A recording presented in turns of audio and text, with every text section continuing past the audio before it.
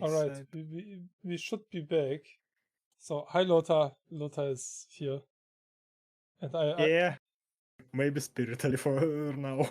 I totally don't blame Lothar for OBS crashing or anything. So,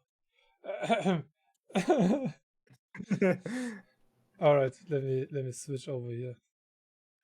Please send some viruses to Triton. Hi.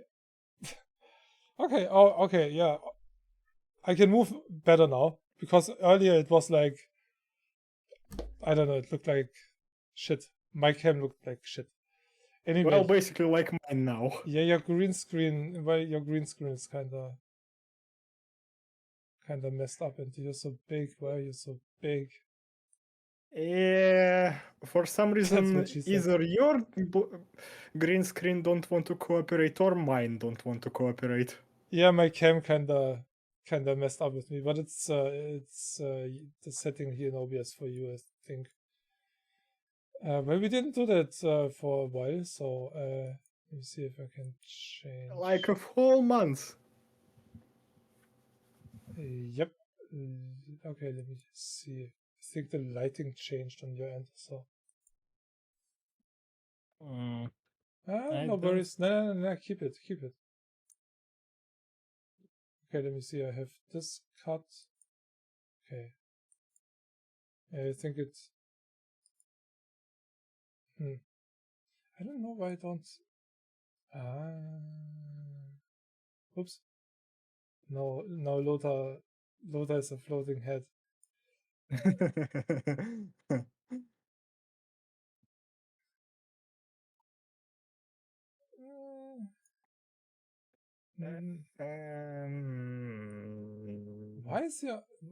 Why does it affect your freaking t-shirt? The t-shirt is black, it's not green. What the? I don't know. It doesn't even reflect green at all. Yeah, nothing. It shouldn't even. When I go for similarity, the higher the similarity, the more you're gone. What the? That doesn't make any sense. The green is. Huh? What happened now? Wait, what? Let it be like this or something. Oh, that was on your side. Yeah, that no, that doesn't help. Take that away. Okay. Okay, yeah, thank you. I don't know what's. Well, professional as always. You said it before, so. Well, it's not like we never done something like this with a pure start. Well, maybe like 2 or 3 years ago, but that was purely coincidence.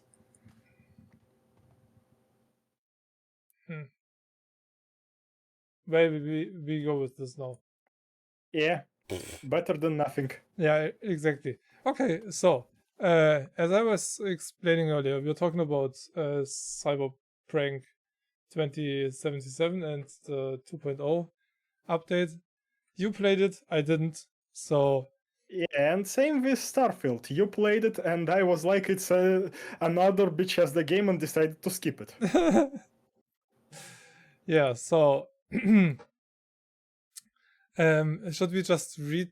Should I just read the news here about the patch, or should we just jump to the changes and you talk about it a little bit then? I don't know. It's painful either way. Let's just see how they presented it. So, what gates they what freaking Garden of Eden they promised to us with that patch? Again, yeah, what they promised again, as they never did before, promising anything. Let me see. Okay, that didn't work. Okay, wait. Just want to check something. Browser, show me. Are we live? Yep. Well, I can see. We're live. Okay, because my browser is kind of. All right. Ah, yeah, it's flickering again. What is causing that?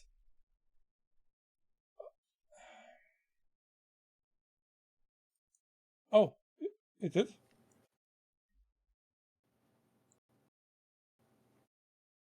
Oh yeah, it's this one.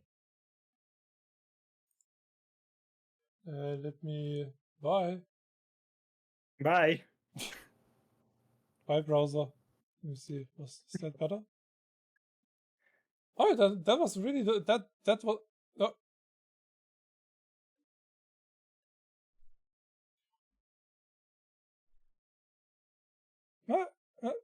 seems to be fine for now. The bitrate is going all over the place. Is 9,000, 12,000, still shows me red. Now it's green at 9,000, 5,000. Okay. Okay, I think... Yeah, looks like browser a bit too much for the system right now. Yeah, next month or so, I think I start ordering my stuff for new PC. Alright, anyway. So, the free update 2.0 for Cyberpunk 2077 is now available. Yay! I just want to mention that on GOG, this update dropped after it dropped on Epic, consoles, and Steam. It really... Yeah. Okay. Yeah, I just opened GOG was the last platform that received this update. I actually knew that it will not be possible to install it on my end, because one thing that always pissed me off with Cyberpunk, every single update, which is a big update, it still downloads the whole freaking game and then replaces the old one, basically. So if you don't have the space that the game installation needs somewhere on any disk, you're screwed. And I put that already on my HDD, so it doesn't always downloads over 60 gigabytes on my SSD, deletes it, loads it, deletes it, and stuff. So I cannot install the 2.0 update. And I'm after knowing what you told me about it and a few other things that I heard and read, I'm happy that I didn't. Some others praise it like, woo, yay, woo.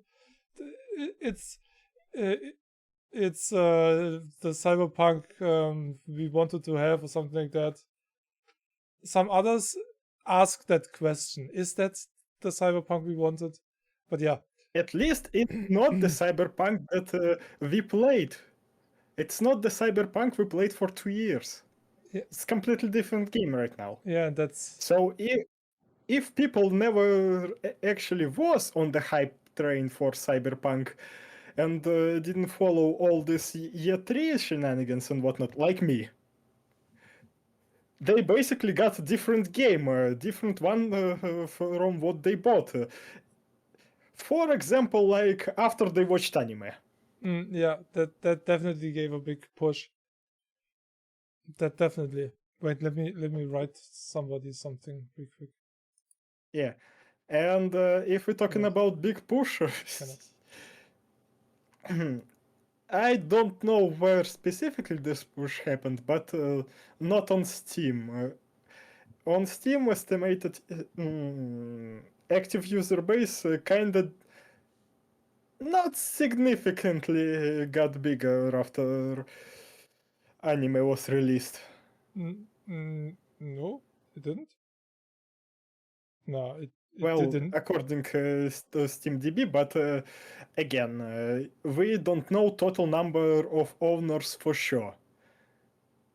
CDPR was like they sold another bunch of copies, and by rough estimates, maximum amount of users that own Cyberpunk 2077 only on Steam is up to 25 millions.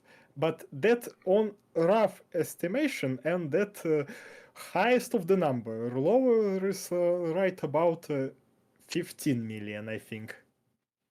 What numbers? If you know how broken that game was for such a long time. But I do know somebody on Steam who only started with the game now, so I'm gonna ask for that opinion. Yeah, interesting.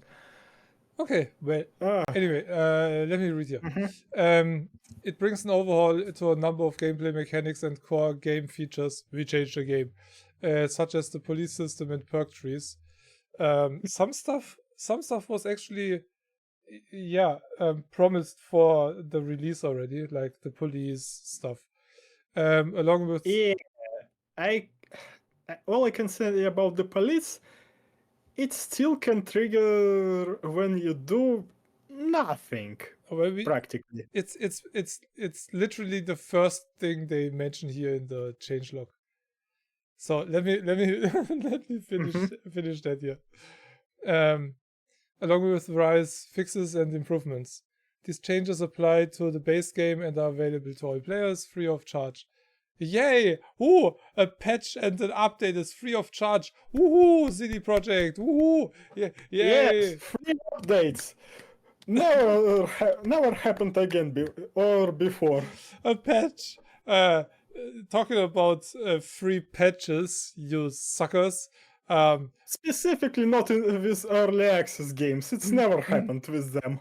I will promote a game that got a free update. Let's call it an update. But I will mention that later. Mhm. Free of charge. There's more to come on September 26th for owners of Cyberpunk Phantom Liberty expansion.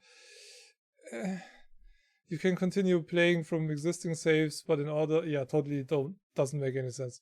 But in order to have the best experience for the extensive changes we made, we recommend starting a new playthrough and then enjoy a completely different game. Yes, and besides that, they upped minimal tech requirements again. They actually mentioned that. Okay, but So basically, now we have another wave of people that somehow, by some miracle, was able to play this game after 1.6. No, 1.5. And now some of those people are washed away with 2.0. Yeah, let me first get to that point before we talk about it. Yeah. La la la la la la. We strongly recommend uninstalling pre 2.0. No, wait. No, 163. Here, we recommend starting a new playthrough. It comes to September 26th. Owners of Phantom Liberty will also have the option to jump straight into the story of the expansion by starting a new game with a new character that is already adequately leveled up. Because Bullshit. That story starts only after you will go pretty deep into the main quest.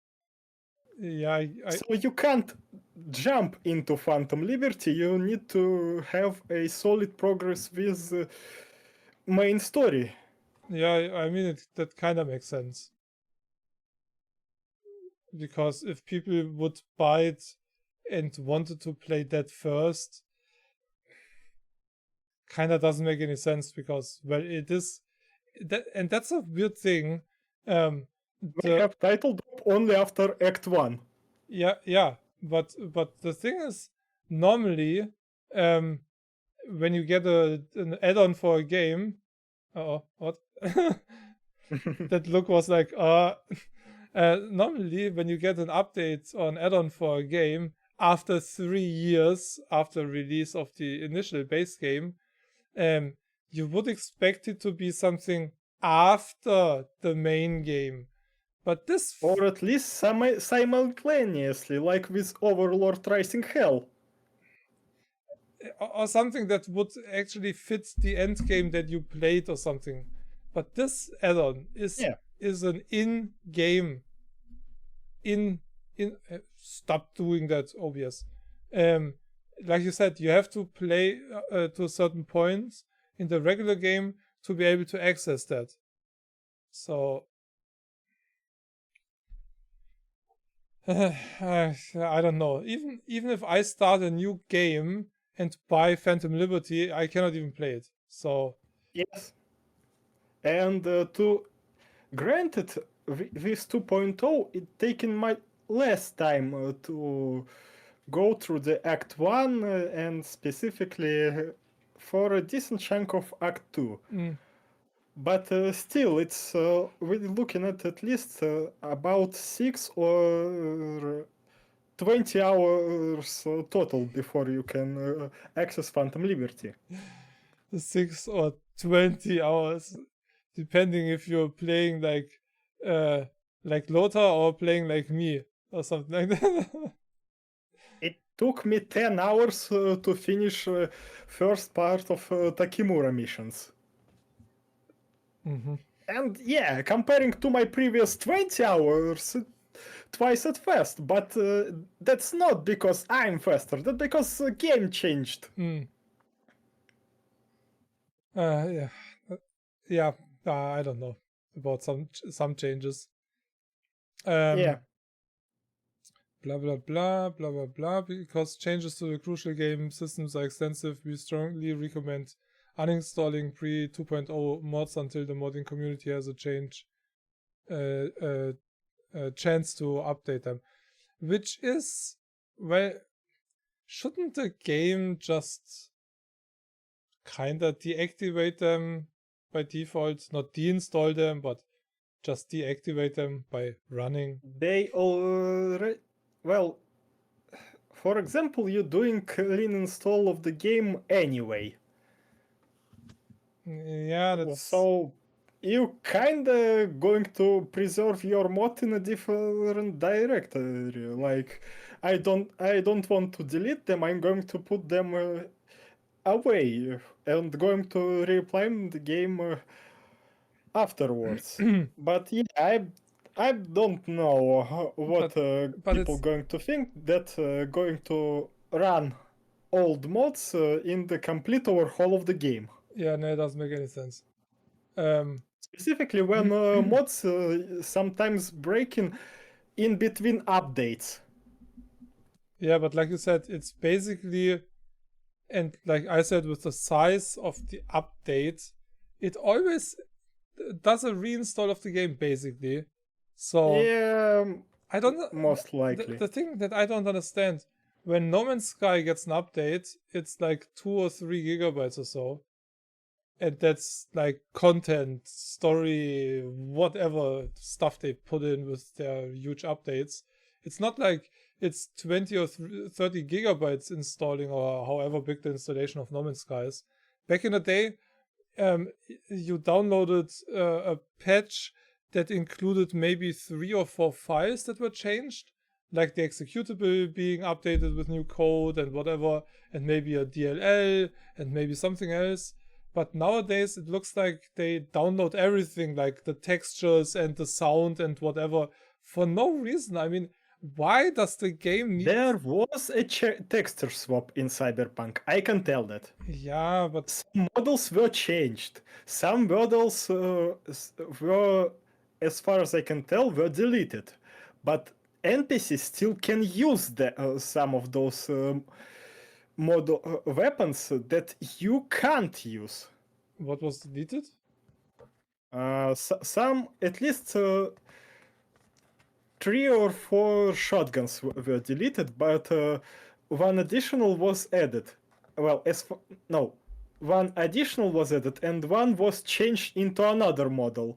But in enemy hands, you still can find old pump action shotgun that used to be before 2.0.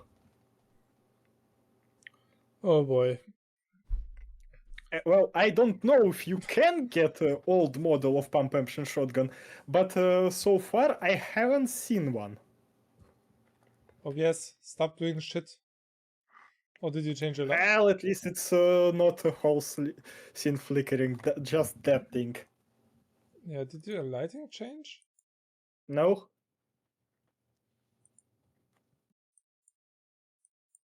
I really don't get it. Wait, let me see.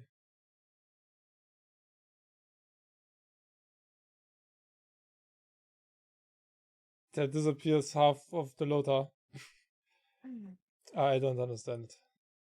Well, we live with ghosts. Can you make my windows a bit even lower, so you basically can't see my arms. No, but that fixed it. Wait a second. Why did that fix it? Wait, what?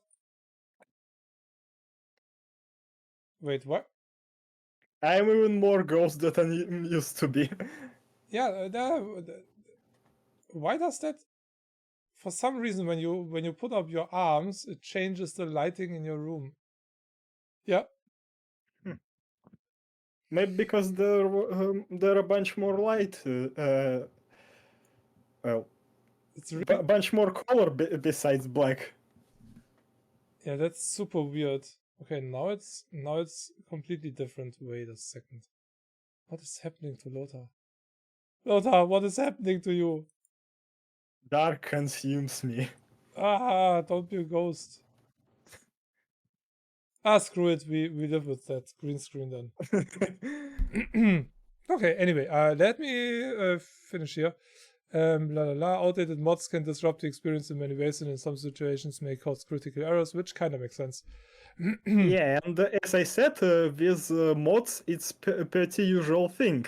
Yeah. Some mods usually must be updated in between versions of the game. It's always really awesome when Beat Saber gets updated because well, it basically kills all the mods at once, and it's not like you have to install mods for the best experience, basically. Okay, please note that the change in PC system requirements announced in June comes into effect with this update.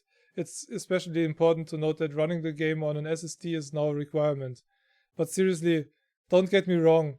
Who installs a game like that on an HDD? Sorry, it's 2023, not 2003. You? Yeah. Yeah, but okay, you don't have the money for an SSD, I guess. Yeah, I have basically two HDDs, 1 TB each. If I buy SSDs with that capacity, that would be like, yeah, no thanks. Exactly I so. better run high-speed HDD. And beside that, I don't have too much problems with game loadings from that thing.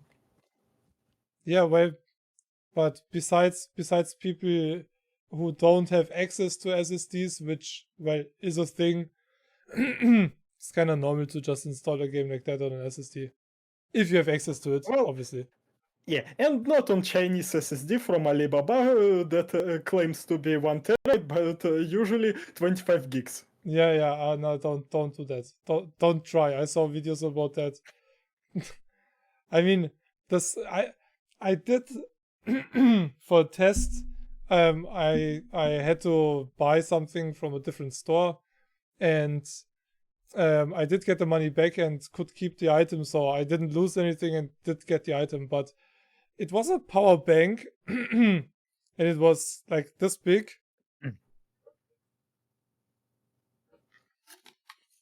It's this big, and it claimed to have 20,000 milliamperes, which is quite a lot actually. Yeah, that's quite a lot for that small box. Exactly, and I was like, yeah, no way, and not just the size, the price as well. It was like $5 or $6, and I was like, okay, yeah, come on. Send me two, and I bought something else because I had a budget of $25 or so. So I bought some crap just to test the store, basically. Yeah, looks awesome with an LED display inside. You just see that when you actually load something or attach something. But it got 2,000, not 20,000. Must have been a typo. But it does So have basically, it does have 10 2,000. times low. Yeah, 10 times less, but that also explains the price being 10 times less. Yeah. Because 20, yeah, it's more like $40 or so. 20,000. So anyway, last sentence. Oh, last paragraph. All right. We advise against running a game on an HDD or on an SD card on Steam Deck. Yeah, good luck with that. Who would play that game on a Steam Deck anyway? Due to lower bandwidth, which may cause new content to not stream properly. So we didn't code the game right. So what worked before doesn't work anymore. Yay! Yeah, and I can say for sure that game loading fine. Menu have problems. Really? Yes, I had problems not with game world loading too slow. I had problems with menu not loading in time. Alright, well that's weird. So it opened but with a delay of several seconds or what? Yes, it was like, you know that disk that ran around like loading. Yeah. When I was pressing map, it was like Oh that my circle. god. Something And that should be... specifically, map and map crafting and inventory. Not not my no, backpack, not inventory. Backpack. In inventory, it loaded fine, specifically V models, but 2D had some slight delay.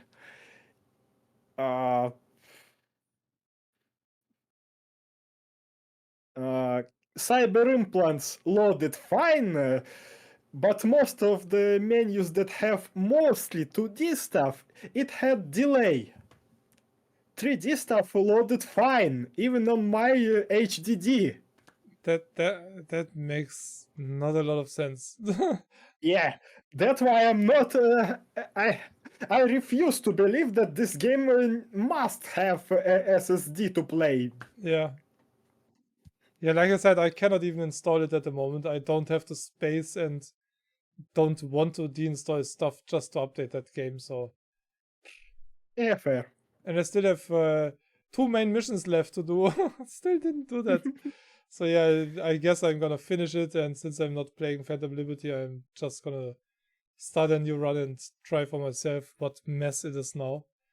But for now, it's totally not important to me. I have other games that I want to play and have to play because, well, I didn't play much of Ubisoft Plus the last few weeks and only have a week left or so, and I paid full for this month. And I have Game Pass. I did get Game Pass for Starfield, and then the cancellation of Ubisoft Plus didn't work, so I paid for that as well. So I was like, oh god, okay, perfect timing. Because now I'm in the mood for Starfield, even though it does have its flaws, and not for Assassin's Creed Valhalla, which I was playing with Ubisoft Plus. So, yeah, well, shit. Alright, this doesn't necessarily mean that 2.0 won't launch using the previous minimum requirements. However, because it wasn't tested with them, so they didn't give a shit about that. We won't be actively... They didn't test it with previous Yeah, I know. They definitely had tech to test it. We won't be actively supporting them. We cannot guarantee the game will work. We recommend considering an upgrade to ensure a more stable gaming experience. Should you want to or need to, you can also revert to the 1.63 version of the game, which I'm still running, I guess. Not available on GOG. What is it a 1.62 then? I do have a 1.6 version. Last one was 1.63, and 1.63 ain't available on GOG. On GOG available only 2.0 pre-Phantom Liberty and 2.0 after Phantom Liberty. Yeah, but it didn't update on my end, so I'm still running the last update. Yeah. Which was the last update on GOG then? Yeah. If you're going to update the game on GOG, you can't revert to 1.63. Okay, yeah, but I'm still on it. That's what I mean. Yeah. Don't update. Yeah, no, I don't want to. Before you finish, don't update. No, I do know that I don't have the needed space. I need 60 gigabytes free. I have not even 30 gigabytes free on any of my disks, so... nah. Cyberpunk, Okay, well, let's go through some of the awesome changes. So, combat, new police system. Before we're going to continue, oh no. I found it in beta channel. In beta, they put 163 in beta channel. Oh. My bad. Boo. Okay. So, new police system. The NCPD will chase you when you commit a crime, whether on foot or in a vehicle. Didn't they chase you before? I have some doubts about that. Didn't they chase you before? They chased you, but they chased you only on foot. They they added police chase with the vehicles. Yeah, okay. Such a weird thing. But they cut out the drones. Previously, in 163, for example, even on 1-star level, police could send drones after you. Yeah. I maximum got 3 stars, and I haven't seen drones. Come on, really? Yes. Wow, okay, that's weird. I can also say that police will clip into building. Oh god. If you hide on the building, on the roof, and you basically still can just jump on the roof and be like, try to get me. You don't have drones to catch me. Oh, and boy. some of them will either clip into building or spawn into building. Oh boy, I clipped that years ago. That's still a problem.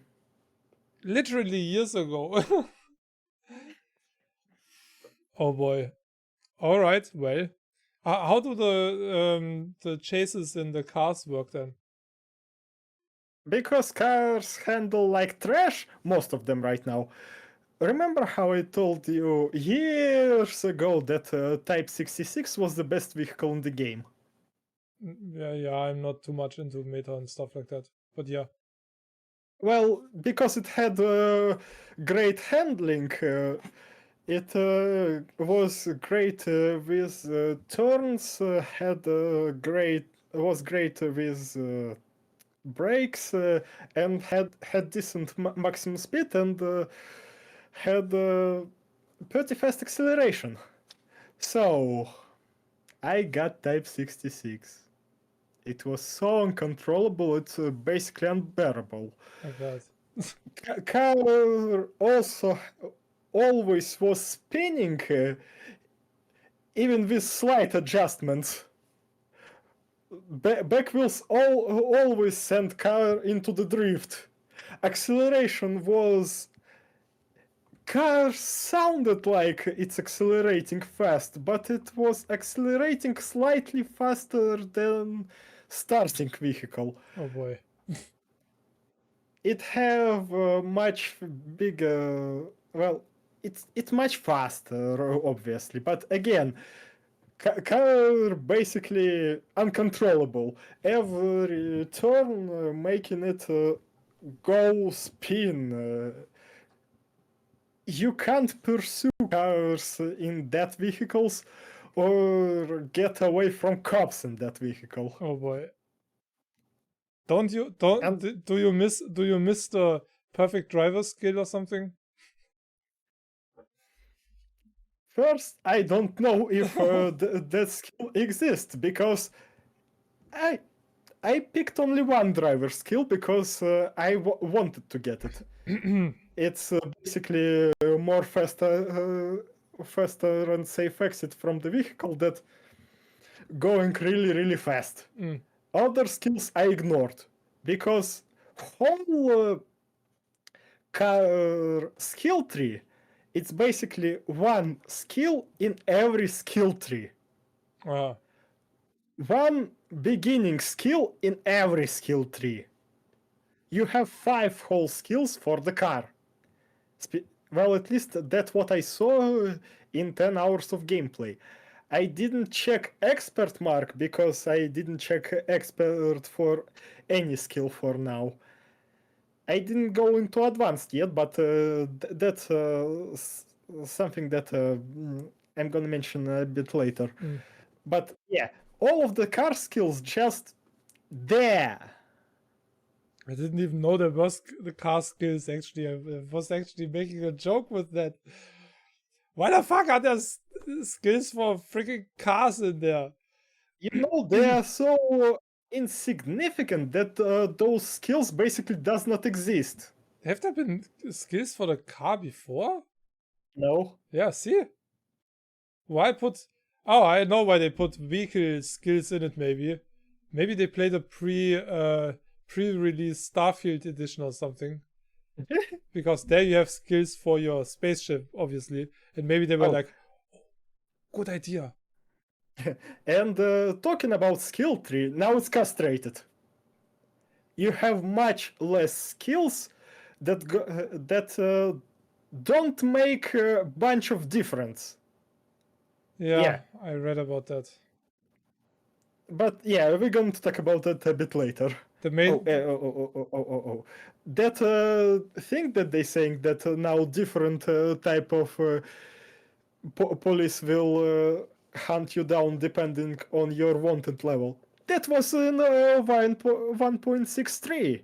So they already put that system in the game.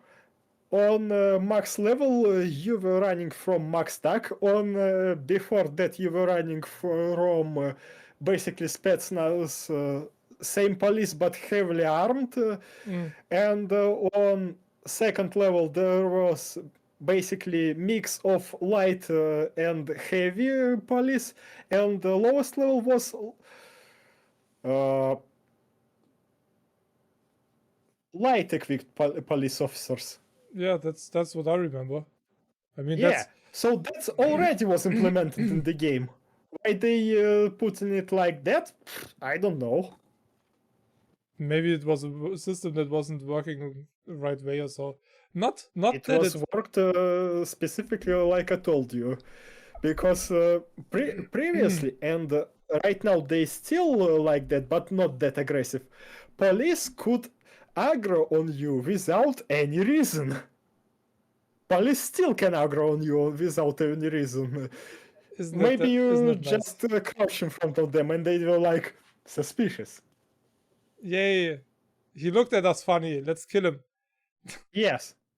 But yeah. So yeah, I had high level chases with police in more than one.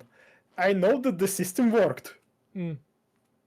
Also a system that's implemented since Grand Theft Auto. Well, pretty much yes.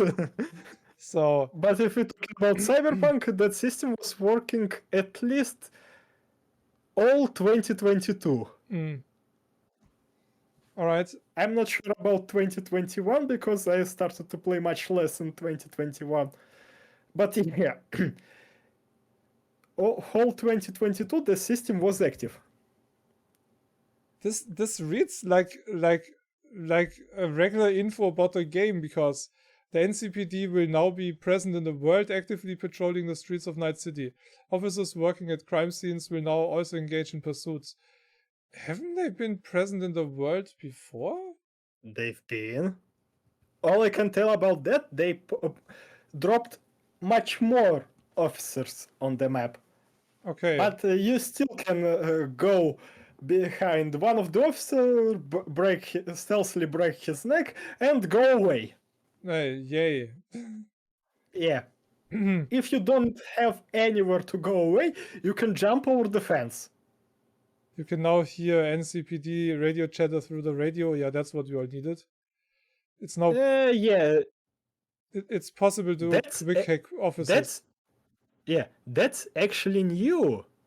Yeah. And what I can tell, they have Russian voice acting for that. Oh. So either that they cut content or something like that. And yeah, that's important that it have Russian voice acting, because when we come a bit closer to Phantom Liberty, I'm going to mention why it's important. Wasn't that actually also kind of promoted in the past already before release? Radio. Yeah, radio Police chatter. radio? Mhm. No, I don't think so. I think it's something that they could not implement in the game. Like so many other things. Yeah, something like that. Wiki Combat added the option to. Before that, it's now possible to quick hack NCPD. Yeah. Thank you for that. That's definitely a good change. I approve. That was something that was needed. I don't know why it was absent in the base game, but great thing they finally implemented it. Yeah, should be part of the game, right? Like taking them over so they run run amok or something like that. Yeah, something like that. Or at least give us. They should give us a perk that would allow us to hack something unhackable, like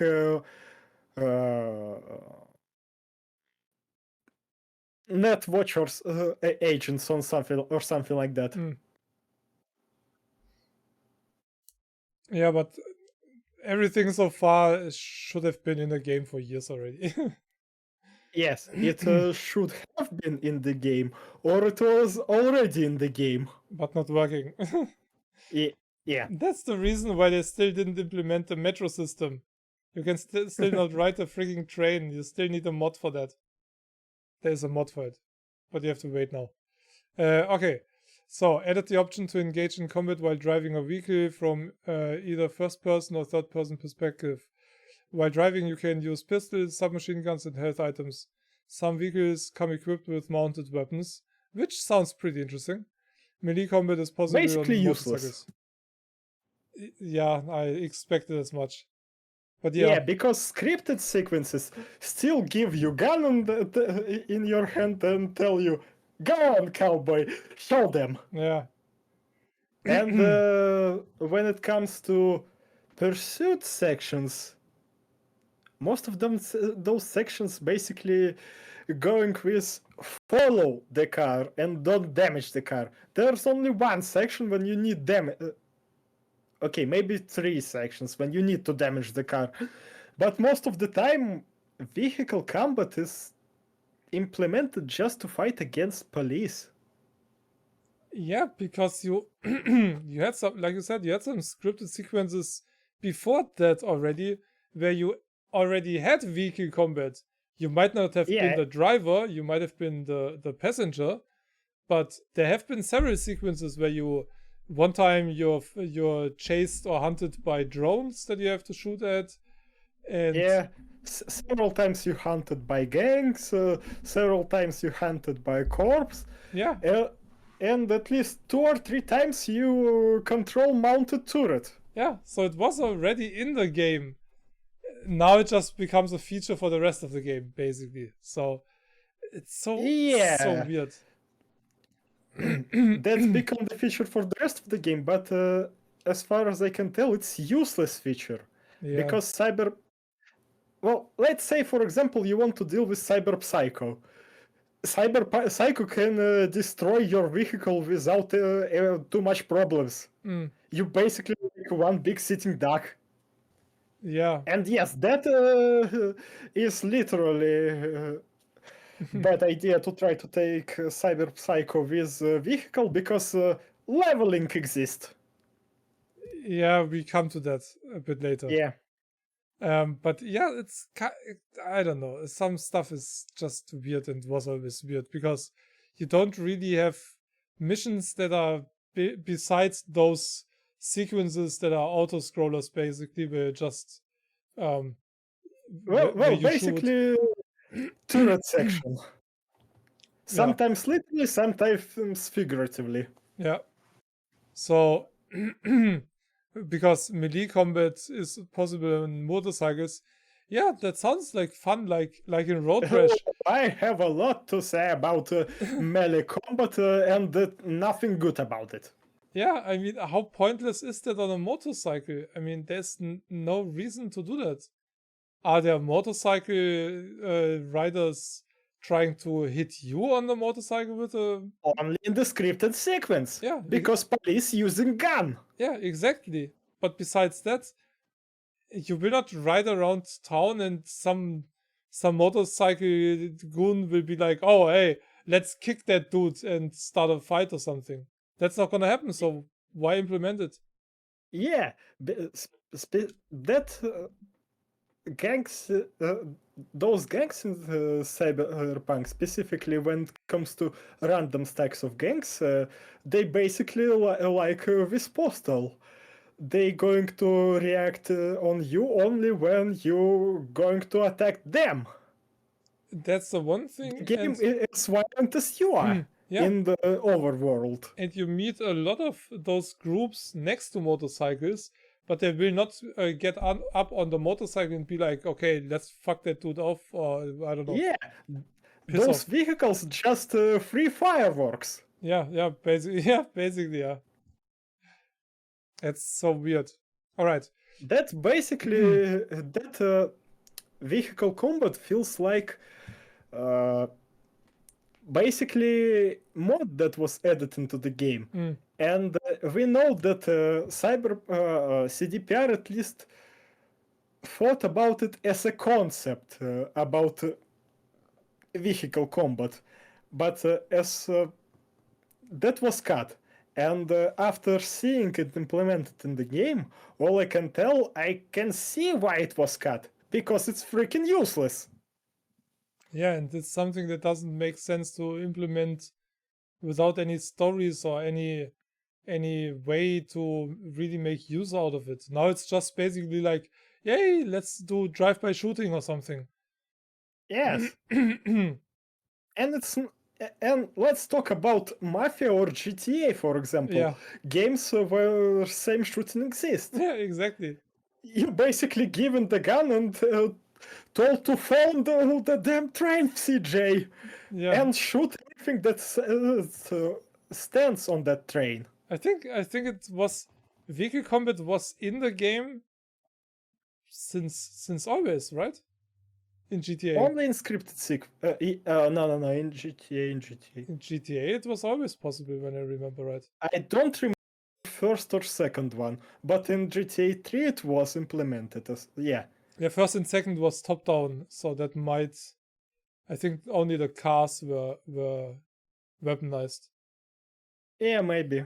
But yeah, since Vice City and stuff, yeah, you could always do that. I mean, it was just part of every GTA game.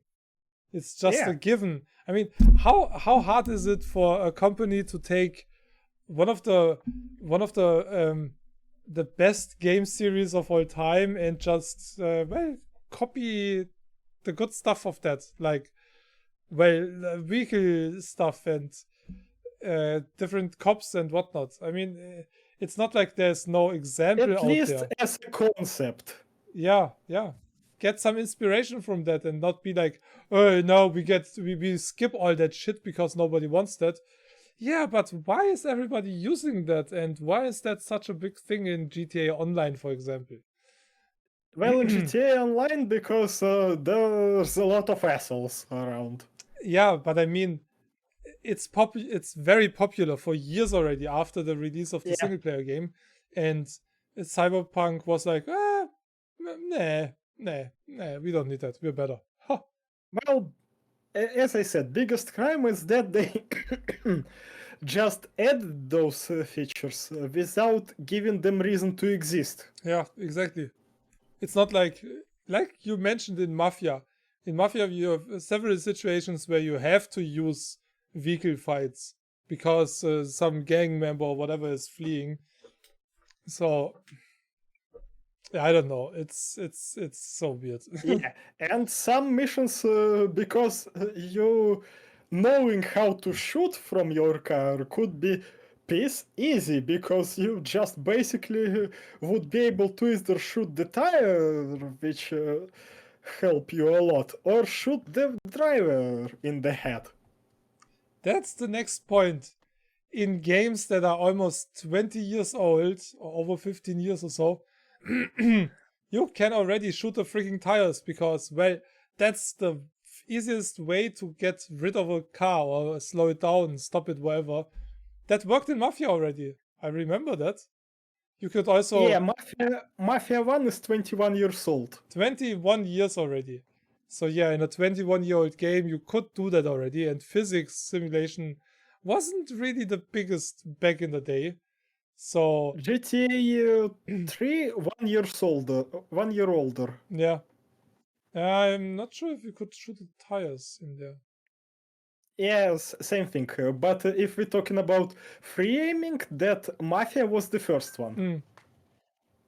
So yeah, GTA got free aiming only in GTA 4 in the car. in Mafia, you could even shoot the radiator to make the car start to burn and stuff.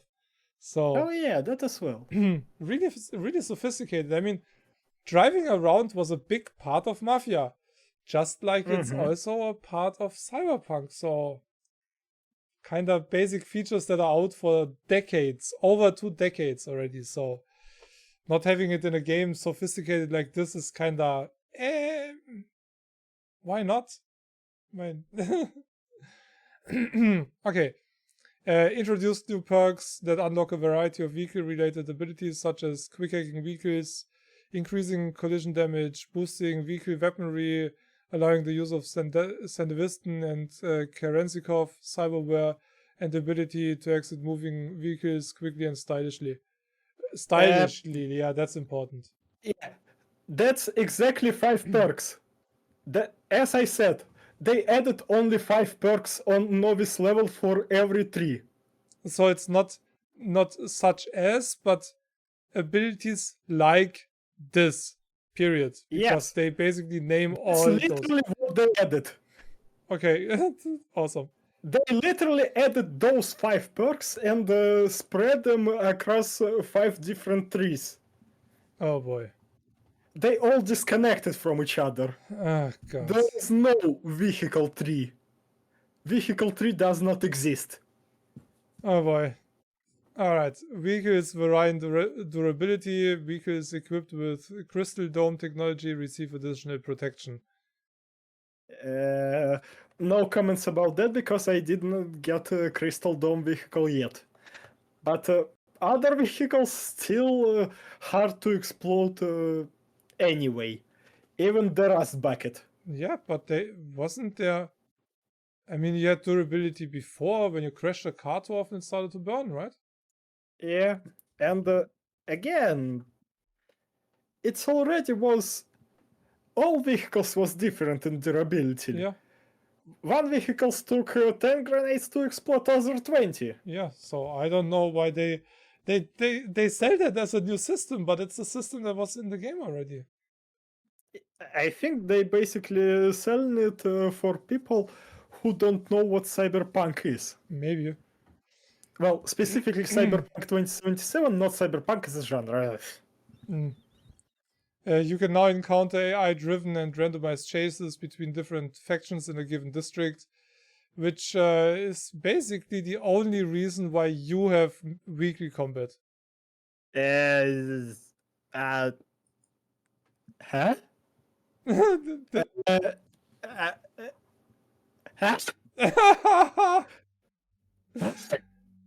That's a reaction that I normally just know from myself, not from you. That's in the game? Apparently it's supposed to be. So you didn't see... How you told me that they fixed AI drivers, AI of those drivers. Yeah, but did you see some chases where the police is chasing some gangsters or something? That's not related to you? No! I can even show you.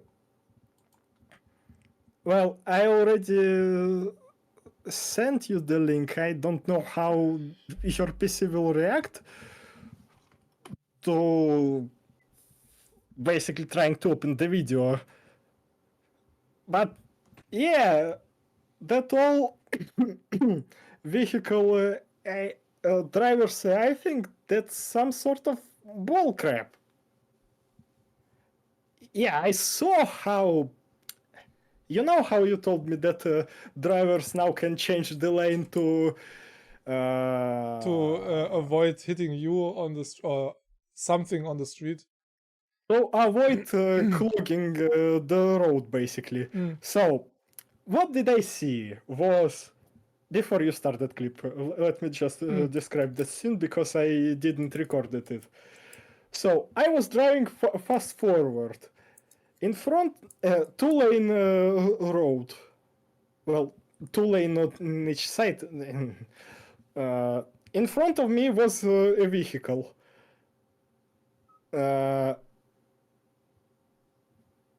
Basically, traffic light was red. Vehicle in front a bit stopped, and I was like, screw that light. I'm going I'm going on the second lane and drive right past it. And the vehicle that was in front of me, it was the only vehicle on its lane. It decided to change the lane.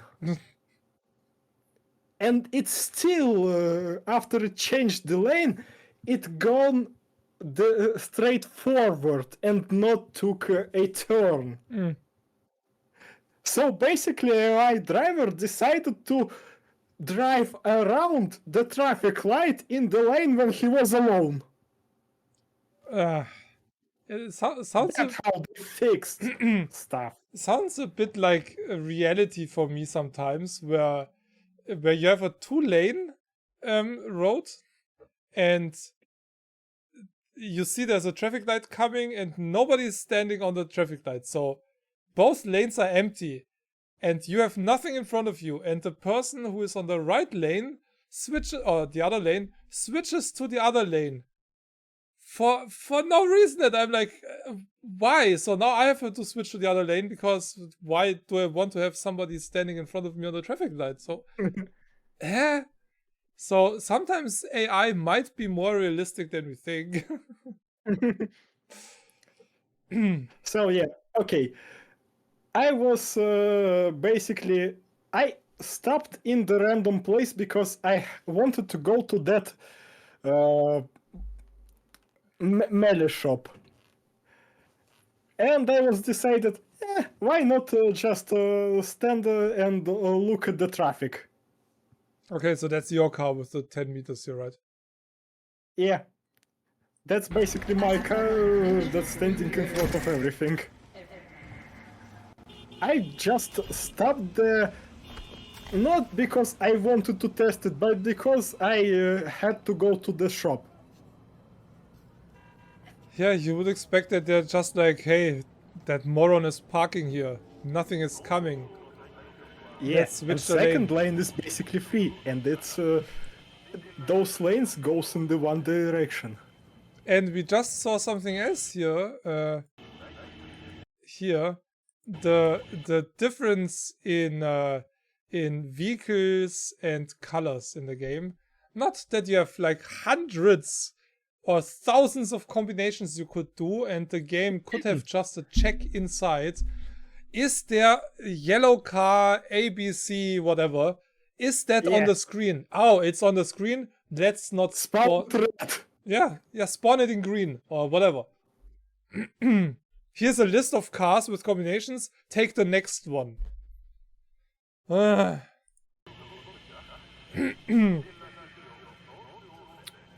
Yeah, so they're just like, I got time. Basically, like, you can skip closer to the end or just show it in the middle how they basically clogging. Shit. And the one in the back is like, why is this not moving? Yeah, I don't know, baby, because that asshole standing on the advertisement and looking how we standing in the line. What I also really like and enjoy every single time I see traffic in Cyberpunk, in the background you can see that all those imaginary cars, they despawn right at that corner here. The cars you see... Oh, wait a second, there's the same yellow car again. twice in that video and I skipped already, so it might have been more than once. I didn't notice that. I was too fascinating with this line. Like, fixed driver's eye. Yay!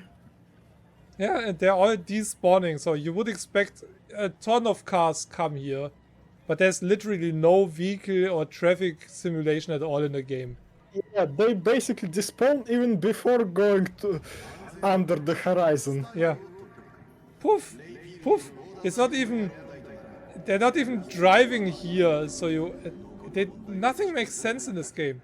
The whole traffic in the background is all 2D sprites. That's the next thing. It's not even 3D. It's 2D sprites. Yeah, it's basically Skybox. Yeah, animated skybox. Yeah, pretty much. Yeah, so they just don't give a flying fuck. That's really awesome. Oh, what? No, not again. Come on. Again? Okay, at this point, seriously. How can anybody still take this game serious? And that basically truck was behind that yellow car. Oh boy, I mean, the best social simulation in any game, my ass, yeah. Well, you can continue playing it because ending was when they specifically started to move. Yeah, because you panicked them. Well, maybe. But then they didn't even. Wait. Did yellow car clip into my car? No. Oh, no. No, it's on the side.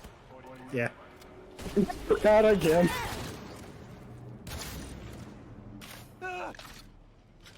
And then the other dude is like, let's get out of the safe car let's get out of the safer car and run around because reasons. Yeah, why not? Okay, so we have that orange car here. That's a different one. But I saw it at least, what, 3 times now? Yeah, we had it in the middle of the video, closer to the end of the video, and when I start shooting, one more spawned. Oh, I missed it. Okay, there's that other one.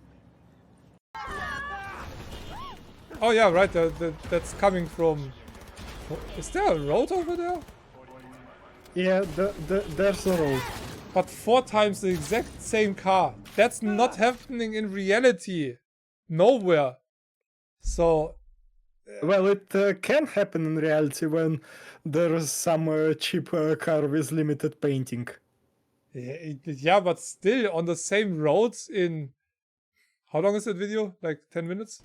4 minutes. In 4 minutes, yeah. If you're next to a car factory or a dealership, yeah, okay, maybe. But otherwise, on the street, nah.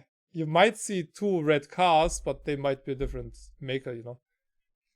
But yeah, I also don't know where to fit this video in my story, so I'm just going to post it.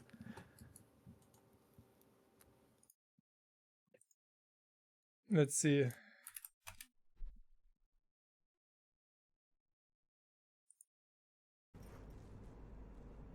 Funny thing is, CDPR announced another screenshot competition, and somebody said you should not announce new concourses or release stuff like 2.0.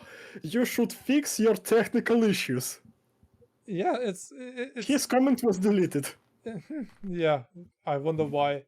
It kind of reminds me of Team 17 getting more people into the team and deciding to change the DLC prices by 150% or so. So yeah, nice decision. But how about fixing the bugs that are still in the game for years, you morons? Yeah. €9 for a golf course. For one golf course.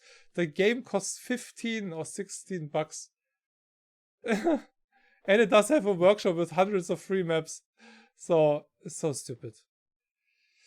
But yeah, awesome. Is that a new invisible gun that I heard of?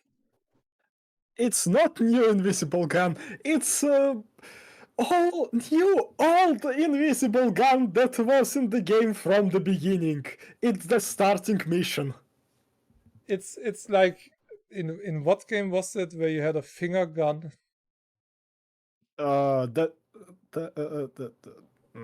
Oh, it wasn't too long ago where I saw that. I know that in Dead Space 2, if you beat game in the nightmare, you can unlock finger gun. No, it was. Oh my god, what game was that? Where you could actually find that. Oh no, in Dying Light. Dying Light 2, yeah. In Dying Light, you have a finger gun. And pew! Pew! But you can actually. Well, it doesn't do that much damage, but it's somewhat useful. Oh, that thing actually does damage. Yeah. If you play this clip, you can see that I basically hitting the environment around me.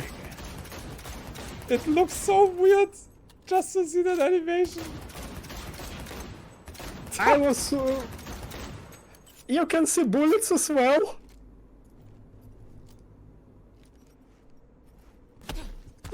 So weird. Yeah. And that's the first mission in the game. Well, I'm kind of surprised to see that the thing is fully animated, to be honest. Oh boy. I think that was in the game as well from the start. Yeah, no, but I'm still surprised. That's a thing. Yeah, okay. You know, at the quality of the game that we know.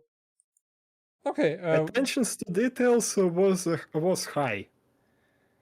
Yeah, right. before I drop new clips, we basically should return to... Yeah, to the changelog.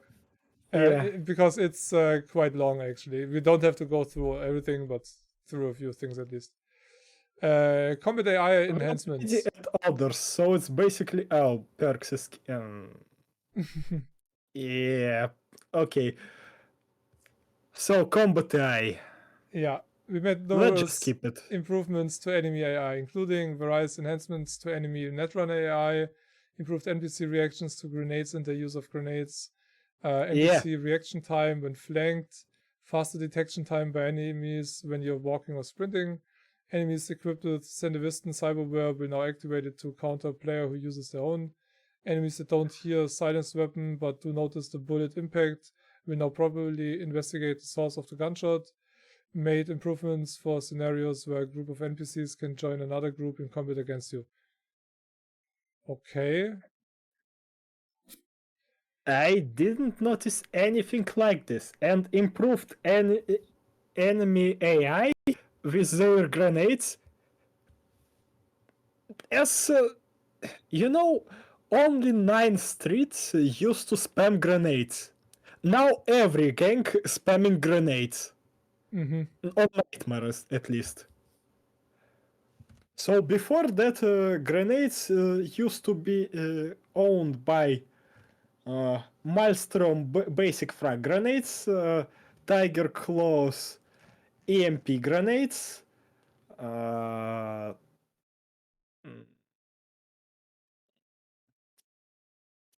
those in Wastelands. Was it in Centenary? But I don't remember that stuff actually. No, that gang in Wastelands, Pan Am part of the. I don't know what grenades they had. They had basically bio grenades, EMP grenades, and basic frag grenades. They had 3 types. Animals didn't have any grenades. Those voodoo people had basic frag grenades and gas grenades. 9 streets used to incendiary and frag grenades.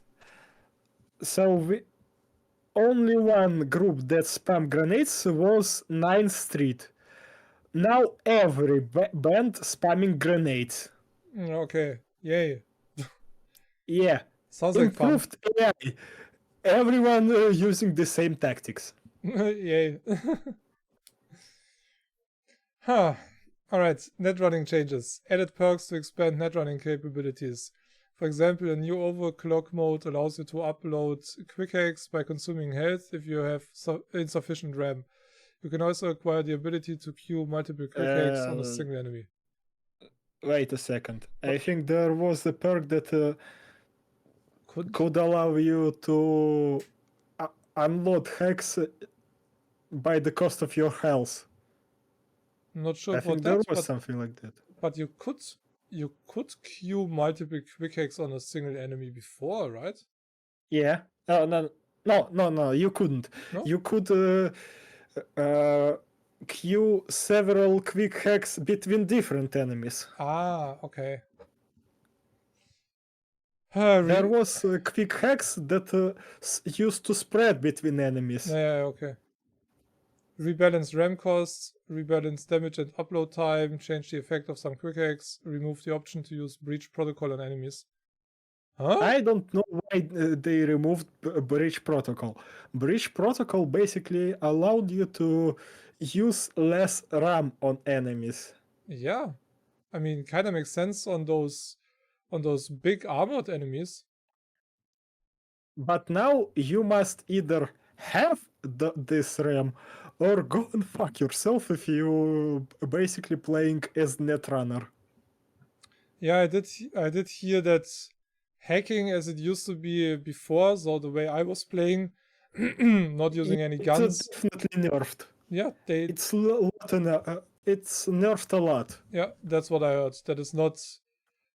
That hacking is not good for fighting anymore as it used to be. Yeah, now it's taking much more time to immobilize enemy with the hack, because even though some hacks still pure damage hacks, but they most time don't kill. Yeah, there goes my one-shot hack killing enemies with one hack basically. I'm not sure if that hack is still in the game. Yeah, exactly. All right. Rebalanced RAM cost. They made everything cost more. Well, most of the things cost more. But right now you have rechargeable RAM. Before you could recharge your RAM either with special medicine or with with special perk.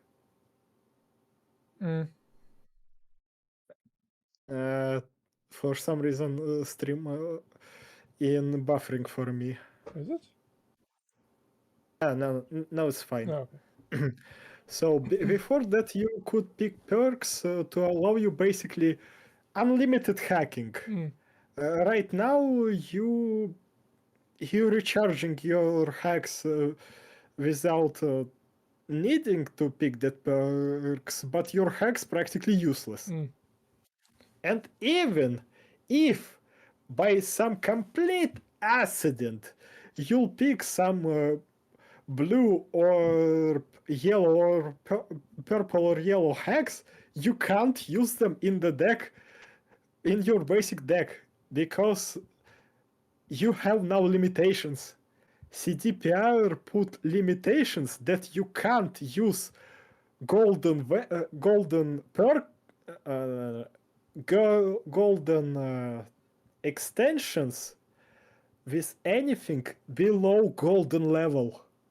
Okay. If you have green stuff, you can put it on in green, blue, purple, and yellow. In gray, you can put only gray. Yeah. Oh boy. So they basically said, "Oh, you nice silencer you got there. Well, we gave you that silencer. That's why we're telling you that it's nice. Now, screw you. You can't use that silencer because we dropped you purple, gray guns. And if you didn't pick that gun from what's his name? Oh, From Saburo Arasaka. Well, basically your first haste when you're getting Johnny. if you did not get his gun, those silencers basically are useless for you. Yay! But we implied you to use them. Yeah. Here, see what you could use if we were not assholes. Yeah. It's basically it reminds me a little bit of the doors in Cyberpunk. Yeah, this cannot be opened right now. It can never be opened, you assholes. Then don't give me the option. If the door cannot be opened, don't give me the option. In Starfield, if I see a door and I cannot open it, it's because it's locked and I have to unlock it with some master lock or whatever. But if you see a door that has an interaction, you will be able to open it. Even some doors that you don't have an interaction from that one side, which is like an emergency exit or something, will be opened from the other side with a switch. But yeah, I didn't see any door in Starfield so far where I was like, oh, I cannot open that, but I would expect it to. In Cyberpunk, half of the doors that you go to will not open. And yeah, now they don't have this closed thing anymore. Oh, at least okay. Well, then they at least did one good change, because that was really annoying to see that hey, it's closed at the moment. Okay, so that's the first good thing that I hear about 2.0. But you can rent a little bit more in a moment. Health items and grenades now have a limited number of charges that recharge over time after being used. Yeah, bullshit. It's not an item anymore. Those are perks. They unlimited. That's it. What does the limited number of charges mean? Before they have to... Basically, you can use that perk twice, and after that you need to wait for it to reload. Yeah, okay. You can't spam 400 healing items, but that doesn't mean that you have less than 400 items. You have unlimited number of items. You don't need to worry about getting your best healing. You can basically use the best healing after you get it, because you don't need to stack up on it. You will always have that best healing in your hand.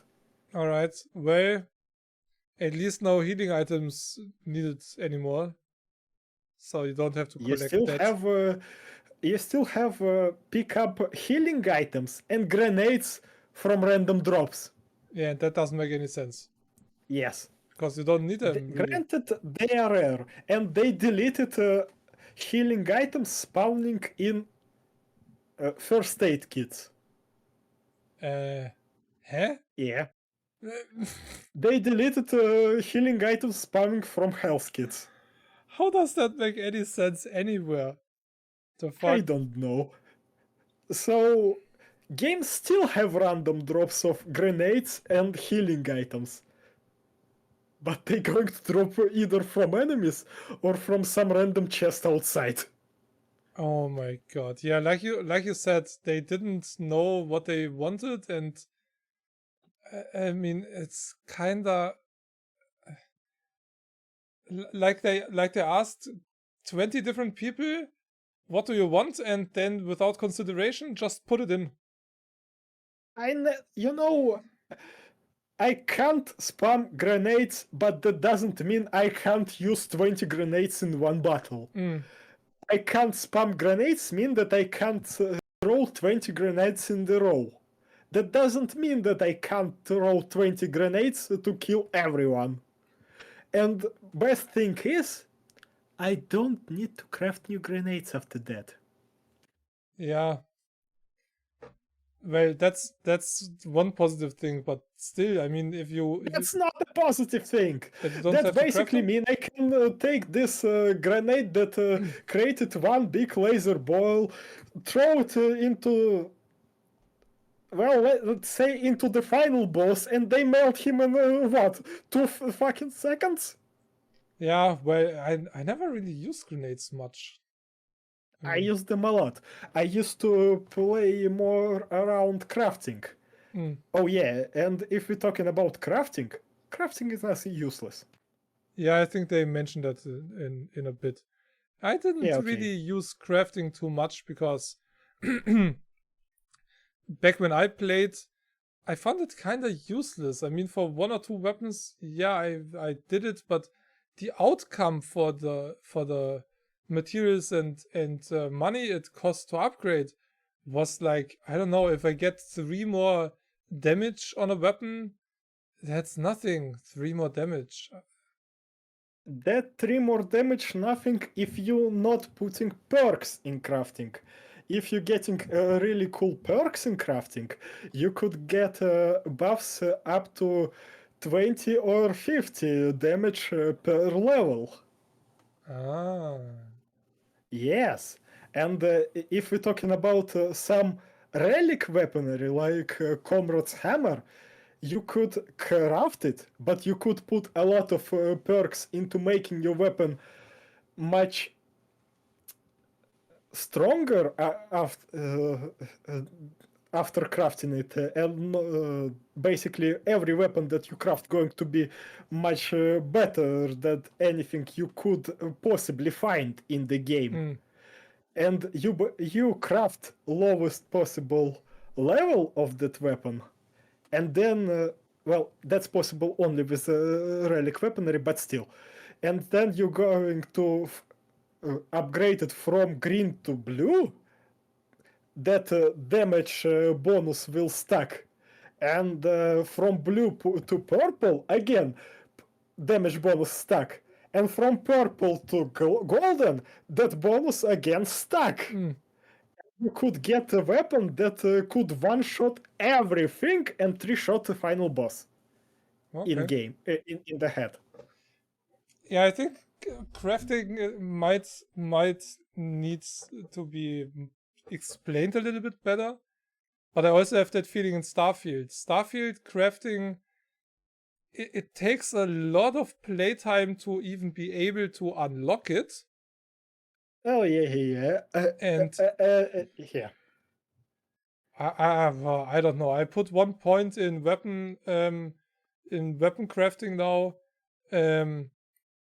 But most of the stuff that I saw so far was already updated in those spots where I wanted to upgrade. So it was kinda, I don't know. And leveling in Starfield is relatively slow. So it's not like you do a bunch of quests and next level.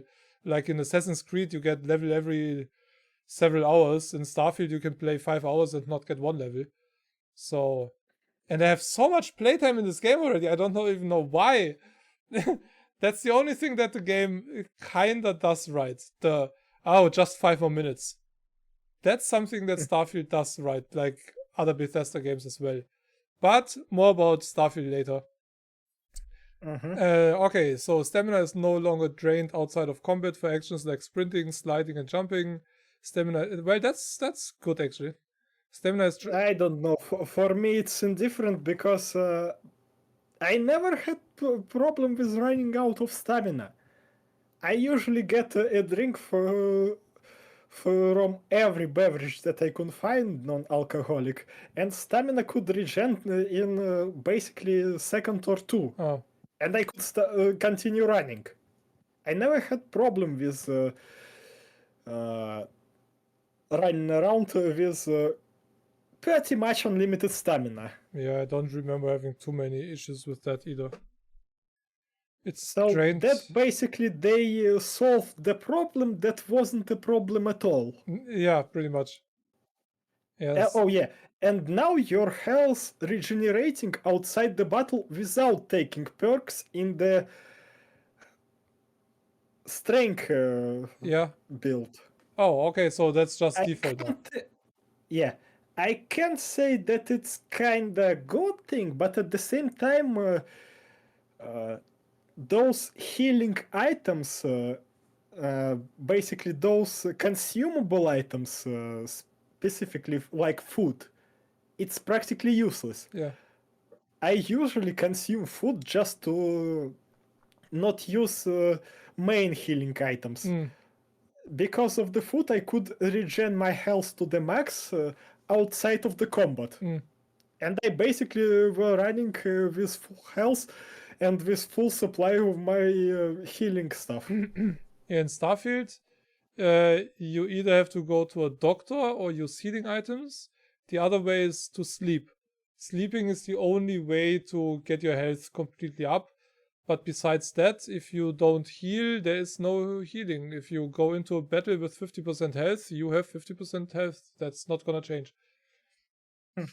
So they still have healing from sleeping from Elder Scrolls. Yeah, basically. Sleeping is really unnecessary. It's really just if you should you run out of med packs or something, which you won't, then you can just sleep. Or if you want to change the time, which is absolutely useless in Starfield because there literally is no... I mean, you have day-night cycle, but only for the graphics. Not... You have indie games in the title. Well, not in the title, but in the text. What? You have indie games in the text. We're definitely talking about 2 indie games. Oh yeah, no, the text, they stay like this. I don't change them. Yeah. It's just what I mostly do. So yeah, totally. Yeah, I mean the quality of both games is in parts lower than a lot of indie games these days. Yeah, so that's for sure. Quality-wise, it's sometimes on indie game level. And I mean, when we're talking about indie games, No Man's Sky is... Hey, hi Tony. So No Man's Sky puts out update after update for 7 years or so already. Not one update was paid.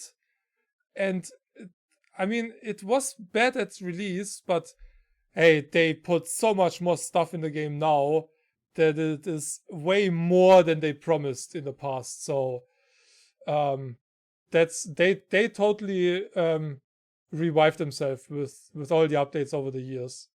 Cyberpunk, well, what I'm really annoyed about is the fact that you don't get any discount if you were a pre-order buyer and didn't refund the game at the beginning. So not 1 cent of a discount.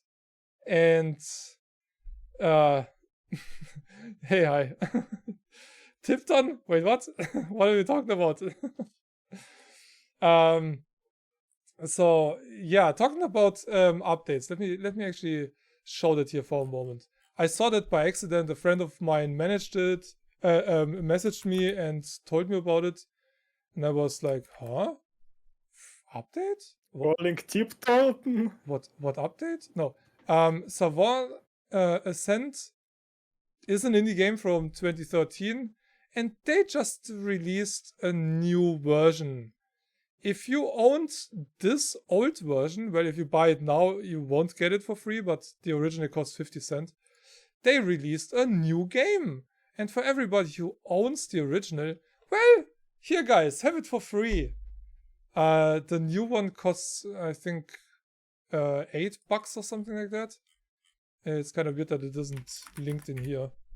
It's called Savant Ascent Remix. Yeah, costs $9.75, much more than the original game, and they just gift it to you. They're like, hey, thanks for the support in the past. Thanks for making our lives what we have now. Here, this is our thank you. Well, for supporting us and giving us that option. Yeah, and what Cyberpunk did? Pick up on new apartments. Pick up on Discord. You know, I'm in a call right now on Discord, so I cannot take any calls. So I can't. All right. Are you the Tony from Steam actually? Anyway, so that's how indie developers react and what they do and what they give back to the community.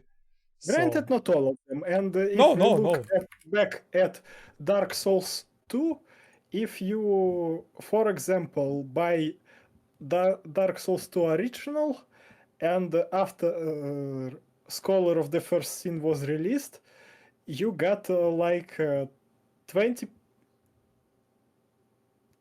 either 10 or something like that percent off from Scholar of the First Sin. And the more of Dark Souls 2 you own, like more DLCs you own from Dark Souls 2, the bigger discount was on Scholar of the First Sin. Yeah, I mean, even Bethesda with Skyrim did that. In the past. Right now, they cancelled all discounts. Yeah, but even Bethesda with Skyrim did that. If you owned the original Skyrim and the original DLCs, which I didn't, you did get the enhanced edition for what, 80-90% off or something? So at a really, really huge discount. So that's what I would kinda expect sometimes. I mean, that people praise the update, the 2.0 update. Oh, but at least it's free. Yeah, it better is free. What the fuck? I mean, hey, it's a freaking patch. Back in the day, I remembered that I basically recorded new and improved enemy AI in the battle. yeah. I mean, it's so weird. Yay, this update is free. Hey, back in the day, stuff like a new course for a game like Golf with Your Friends was just free. No developer back in the day would have asked you for money for a freaking course. They would have been, hey, we patched the game, we worked on another course, here, have it for free. Basically what No Man's Sky, what Hello Games is doing. Hello Games, no matter what other game they release, I will be interested now. On the release of No Man's Sky, I was like, yeah, fuck that company. But now... Let's just say they should be more understandable right now what they can do.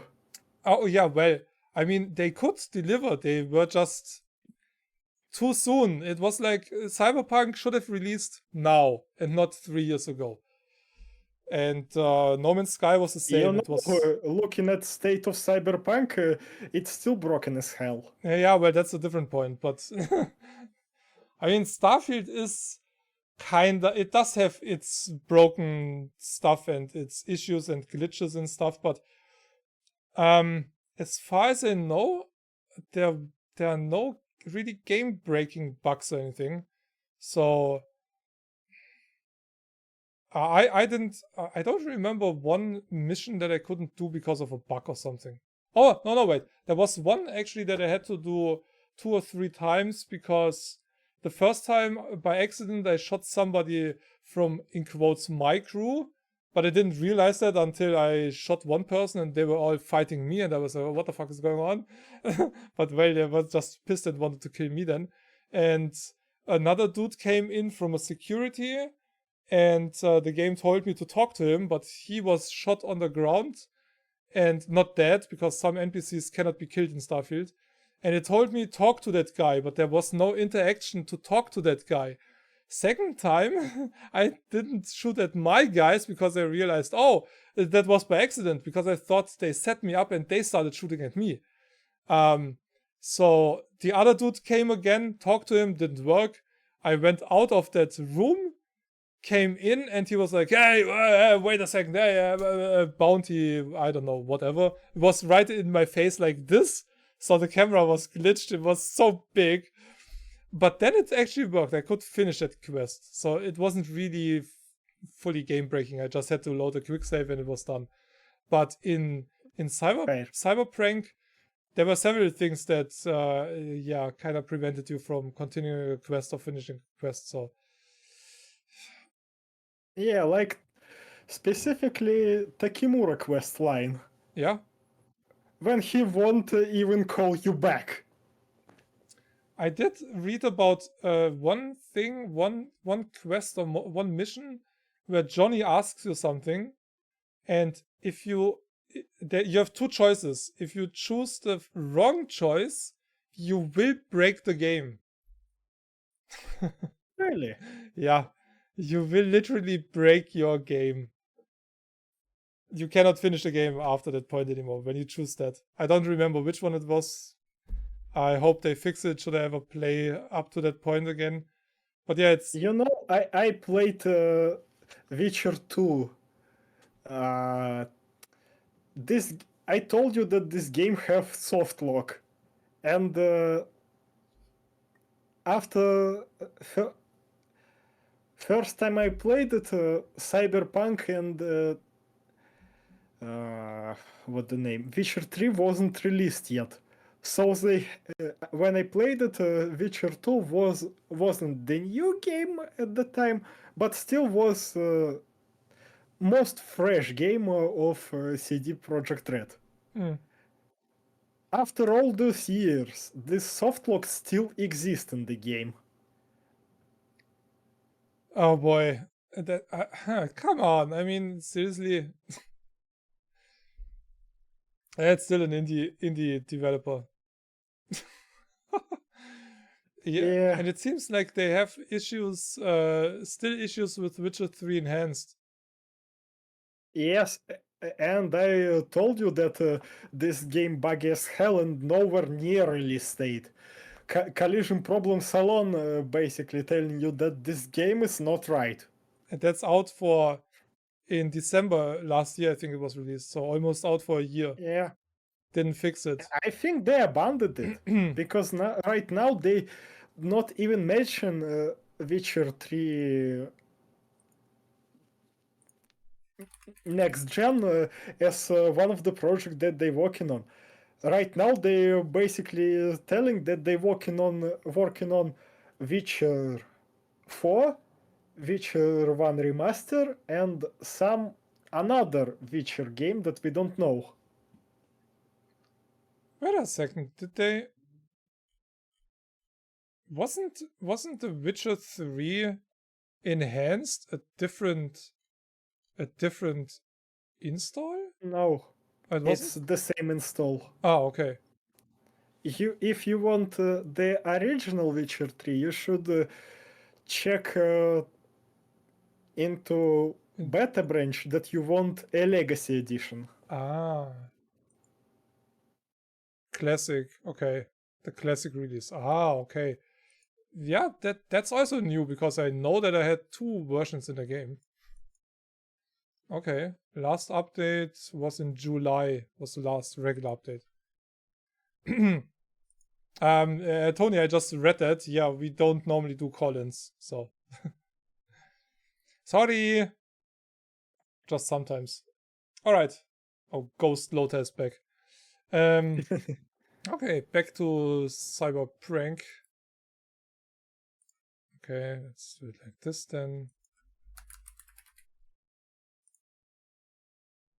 $30 for a freaking add-on and not one single discount. So, screw you guys. And you know, this DLC actually pricier for me than original game. So if I would buy, for example, if I buy it through Steam while some magic game will cost me 2,000 rubles, while DLC costs 2,500 rubles. How does that make any sense? I think I don't know. I think the base game is reduced at the moment because when you buy it in a bundle, you do get it cheaper. But yeah, $60. Nah, I'm not going to buy this game for PC. For Steam. Yeah, me neither. I have it in GOG. Yeah, Cyberpunk is on sale at the moment. Cyberpunk costs, but still, costs more than the DLC. The base game costs 36 on Steam at the moment, which should be the regular price because seriously, it's not worth more. It should cost 30, not 35. Yeah. Bonus content. Oh yeah, and I sent you the link as I told you.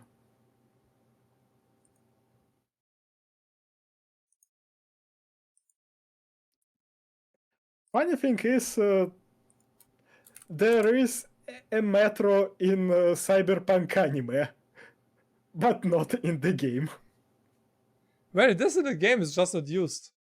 I mean, let's not mention that in games like Mafia or I don't know, Oh yeah. so many other games in the past. You had a train or whatever in a town, and you could use it.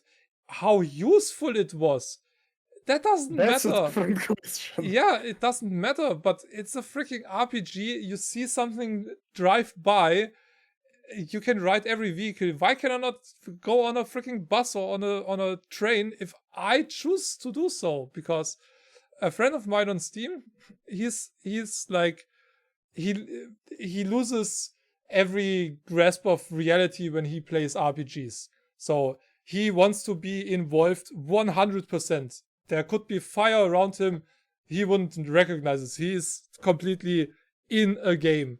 That's also the reason why I told him don't play Starfield, because you will see people despawn and spawn in your face and some other stuff. It will just rip him out of the immersion. Every single time, every 20 minutes, he would see something like, oh, that doesn't happen in reality. So, In Cyberpunk, I saw several times how cars and people were dropping out from the sky. still? Yes. Oh boy. Oh god. Okay, so enhanced combat AI. Yeah. Those nails remind me of Forspoken. Well, at least they free. Yeah, yay.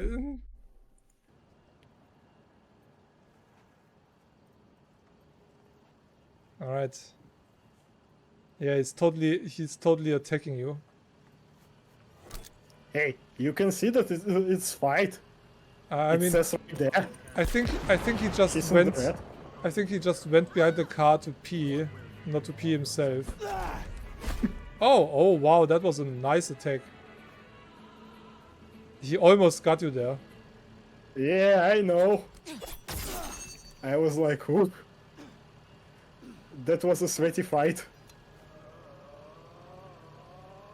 It's like he's literally in a box that he cannot leave. This is Funny thing 2.0. is, yes. Can you see it? 230928. Ага, слушаю. Yeah. I mean, this is. I mean, this is just shit. I mean, that dude literally has no AI. There's nothing going on in that brain. Hey, Void Nebula, welcome. Cyberpunk's AI is garbage. Yeah, I mean, They brag that they fixed it. they do have their good things and the Oh yeah. They definitely fixed something in AI. Now most of them trying to rush you. Even guys with the gun. Even if you have a big heavy machine gun, they will try to rush you. so they're like, screw cover. Who needs cover? Cover is overrated. Yes. Okay, it's an insane difficulty, but heavy machine gun doesn't stagger them. Heavy machine gun basically useless. Oh boy. So they basically changed it to become a shooter with RPG elements, but messed up the shooter basically part. Shooter and RPG element is like garbage that left after transitioning to 2.0. And most of the weapons are garbage. I don't understand all the love for this game. The game looks great, but that's all. Oh my god, thank you. You see? I used to love Cyberpunk, but that was before 1.24, I think. After that, my love started to nosedive. Well, the thing is, for me, Cyberpunk and Starfield are pretty similar in a few regards. I don't compare each other with the gameplay or anything. I read some people kinda compare them, which doesn't make any fucking sense. But some stuff is so weird, and now I lost my line of thought. Fuck. 50% of the game, of each game, is really, really good, and 50% is really just absolute trash. And that's the same in Starfield. you have really awesome weapon design, the world is designed really great, but then you have some other shit, but I'm talking about Starfield a bit later, that doesn't make any freaking sense. And it's the same in Cyberpunk. For the Yes, and most if part. specifically, if we talk about Cyberpunk, some of the updates made game worse. Yeah, and it just... And, yeah, we basically should right now go through Cyberpunk as fast as possible so you could talk about Starfield. So look at my shadows here. And I'm also going to show you another broken thing from this update. First look at the shadow, then look at the combat.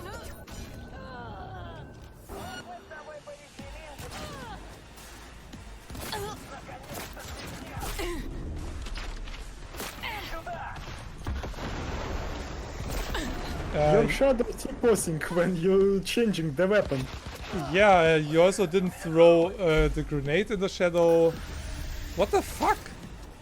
I never realized that. Yeah, that shadow is the only representation of your 3D model that does not exist. Yeah, it doesn't have animations or anything. That's the reason why the third-person mod was kind of messy. Which is also another explanation why in the best ray tracing game you don't see a reflection of yourself. Yeah. Also, pause the game. Pause the video for a couple of seconds.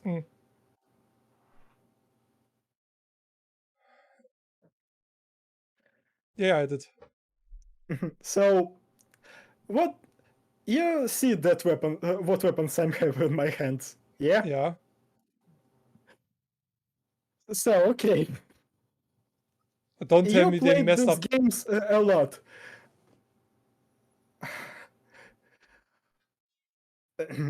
What weapons you should use to shoot through walls? They do have or they need a special perk, right? No, you need electromagnetic weapon. Yeah, like I mean the weapon, not yourself, Yeah. but you, like a ray gun or something like that. Yeah. In my hands, electromagnetic revolver. Uh-huh. I'm trying to shoot through the wall. Okay, yeah, that doesn't penetrate anything, huh? Yes, they basically put one most of the overpowered mechanics into nothing.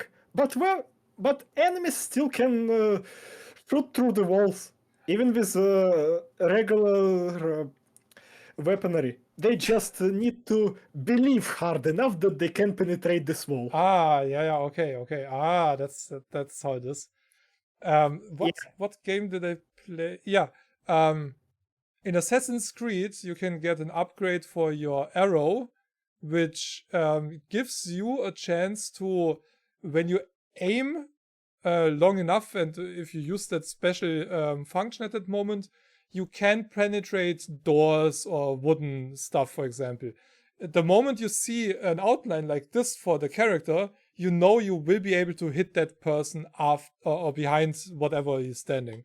So yeah, I remember that you could shoot people through the wall in Cyberpunk, which is a pretty good and realistic feature, because oftentimes when you see that people hide behind a car door or a thin regular wall and somebody shoots at it with an AK-47 or so, they're dead. Yes. And you basically need just a good gun for that. Yeah. With good penetration. And not just 9mm pistol, but pistol ammo. But even those can penetrate some things. Yeah, I think for an AK you need to be behind a 30 centimeter thick concrete wall to be safe. Yeah, or thick metal. And the only part where you're safe next to a car is in the front behind the motor.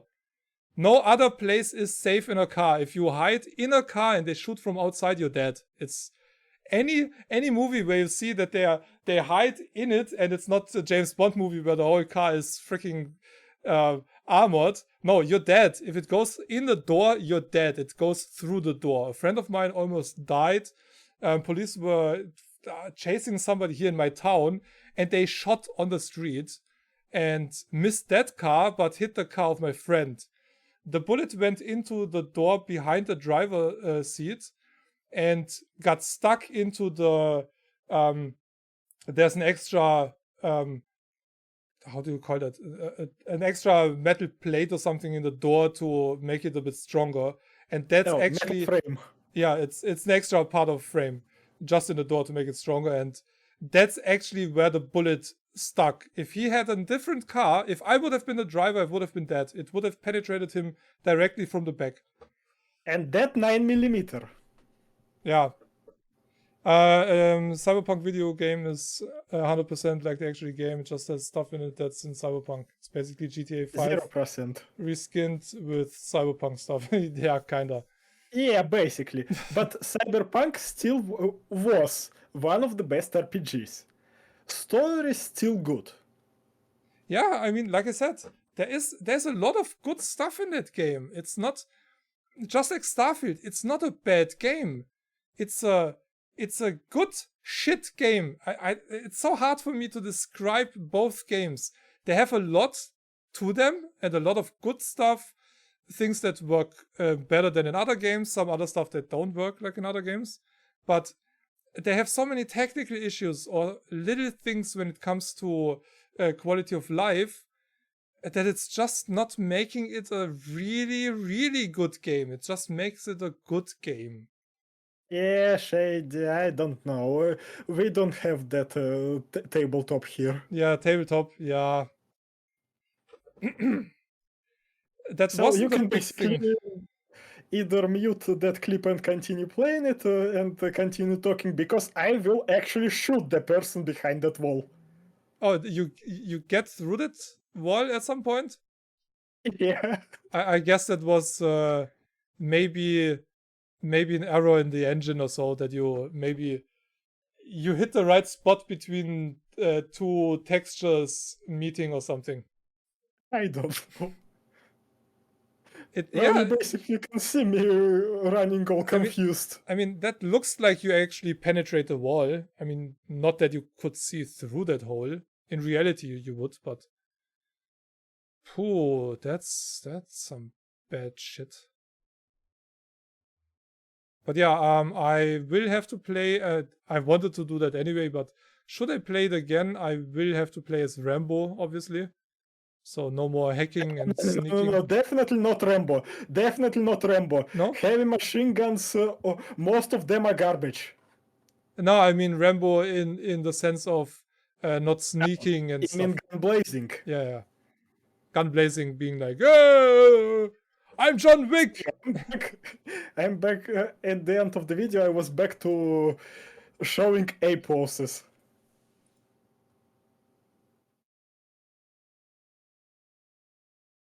The shadow is also really...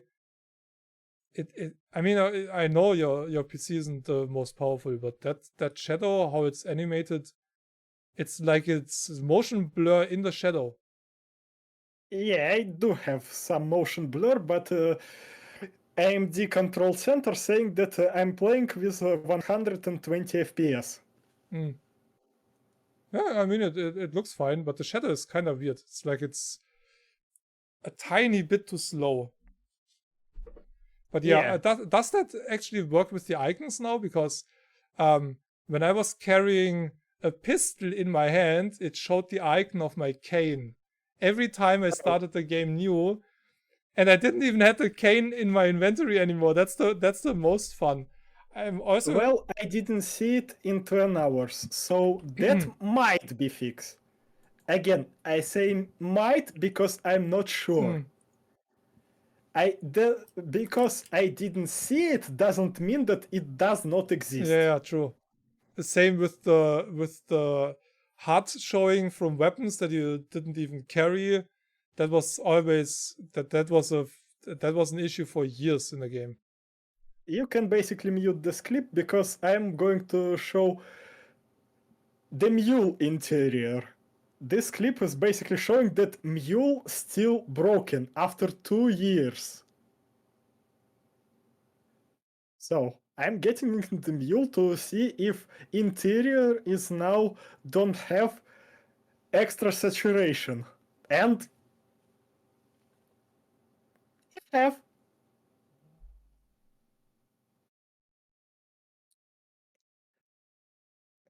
It not looking as bad with sunset, but when you're going to drive in the daylight or in the light of street lights, it's basically going to make you blind.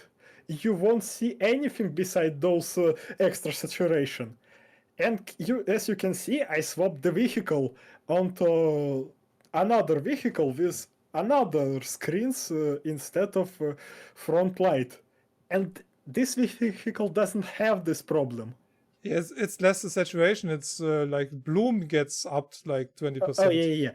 Bloom, yeah, specifically that. That's super weird. Yeah, that wasn't a thing at the release. That wasn't a thing in 106. That started to be a thing after 1.1 release. 1.10 release. It doesn't make any Before, freaking sense. yeah. Since 1.1, brightness is broken with the Mule. And I can't be the only one who driving in the first person. Because right now you can see whole interior in the car. You can basically rotate your head 180 degrees. That wasn't a thing in the past, but right now you can. Okay. Yeah, I don't remember. You couldn't turn to the side? You could turn to the side, but you could not turn all the way to the back in every direction. Yeah, well, how useful is that? I mean... Well, you can see interior, and that's cool. Yay! Woohoo! Yay! But that's still a crime that it's broken as it is. Oh, I'm going to mention one last thing, and I think we're going to skip to Starfield because there's too much to talk about Cyberpunk, and That's true. we still didn't start about Starfield. Nope. And I could talk about Starfield for at least 2 or 3 hours. Oh, freaking hell. I need to mention actually 2 things. So first, price is now insane. Previously, one gun was sold for like 20 to 30 euro dollars, and only rare types of them were sold for 100 and above. Right now, most of the guns sold about 600, 700. But most of the guns going to be broken after you killing the enemy. So you won't pick in every weapon that you can, because broken weapon automatically will be turned into the parts. Into the gray parts. Even green weapons will be turned into the gray parts when it get broken. Okay. So now you're selling stuff for from 600 and up. But you buying stuff for 7,000 and up. You can buy one blueprint for 30,000 euro dollars, but you can buy flat for 10,000 euro dollars. Yeah, awesome. Yeah, totally makes sense.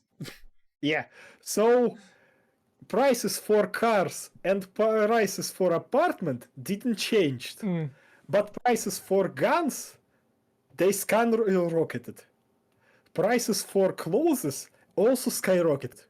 That most of the clothes is practically useless It's only cosmetics. Yeah. But you still need to pay up to 5,000 or 10,000 for them. And they still can be golden. Golden stuff sold much more, and it give 0 attributes to you. Makes Not no even sense. a slot for modification. It doesn't make any freaking sense. I mean, Yeah, only armor vest giving you additional armor, but that's beside the point. That's what should have been. Most of the economics of Cyberpunk is busted. yeah, seems like it. And since we showed that earlier, vehicles, NPC vehicles now can now switch lanes to avoid obstacles. Nope. So, NPC Yeah. drivers are now better at avoiding you when you're on foot. Improved braking, No. acceleration. Also, no. No, they still drive over you. Yeah. Ah. Even if they have a long way to stop before you. Oh, so like that one scene from Austin Powers where they drive with that machine that is really slow, where you flatten concrete, and that guy stands away like 50 meters and is like, no!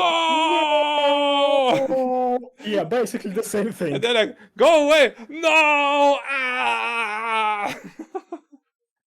Oh, and the last thing that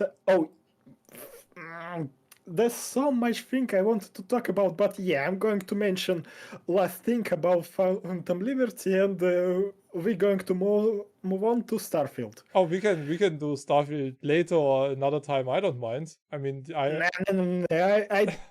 don't want to hug all of the time with Cyberpunk, and talking about Cyberpunk making me more sad and frustrated than excited about this new update. Maybe later, maybe another time when I will play Phantom Liberty. I will not buy it, but I might play it. Oh my god. So, last thing that I want to mention. Before Phantom Liberty was released, there was teases like Russian voice actors of Cyberpunk. They were talking that CD Projekt keep contact with them. They not sure if they will play the role of their characters like V and Silverhand in the new update. But Projekt Red were in contact. They gave interviews that CD Projekt contacting them, asking their schedules and whatnot. Okay. So, guess what I saw after I launched 2.0 update? Hey, there will be no Russian localization. There will be no Russian voice acting.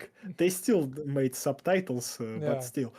They basically made one big window in the half the screen saying, hey, remember we teased you about Russian localizations?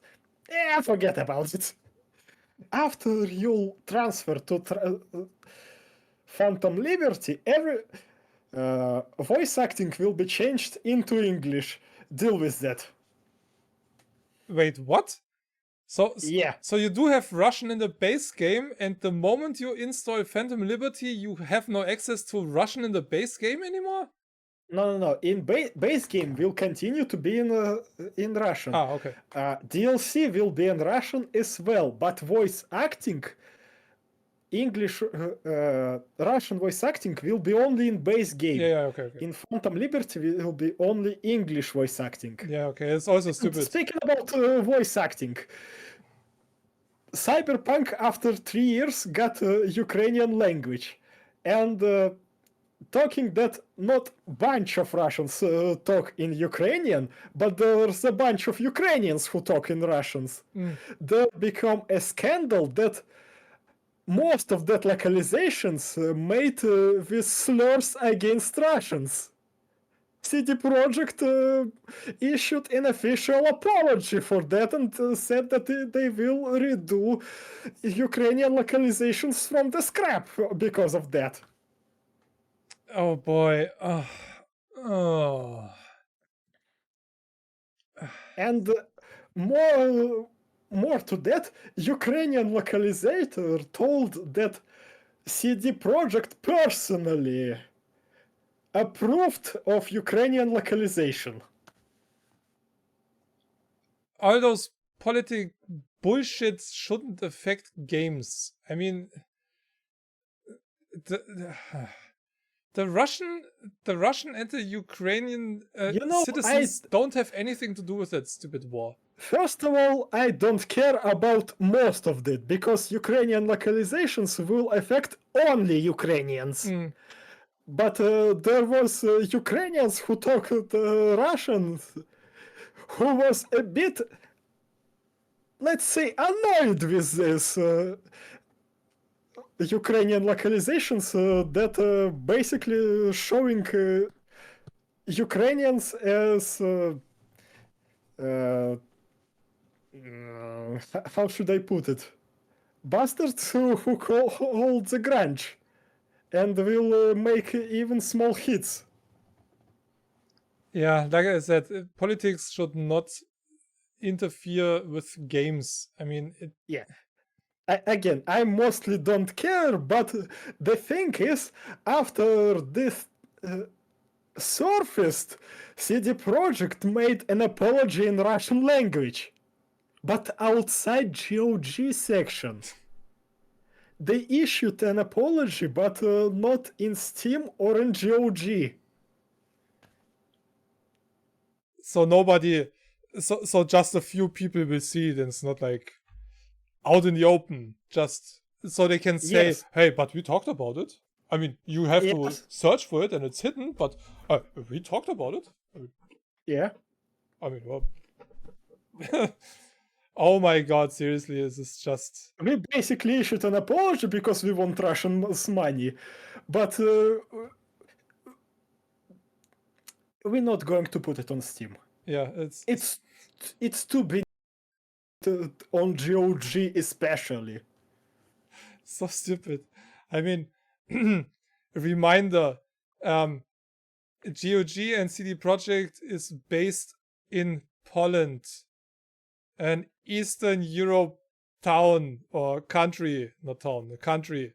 Country. So they can throw a stone over to Russia or the Ukraine, basically. So it doesn't. They can throw this. Oh yeah. Kaliningrad. Okay, I remembered. Yeah, but it's not that far away. You. I forgot about West Prussia. Just sue me. Yeah, there's something over there. you can go further over there.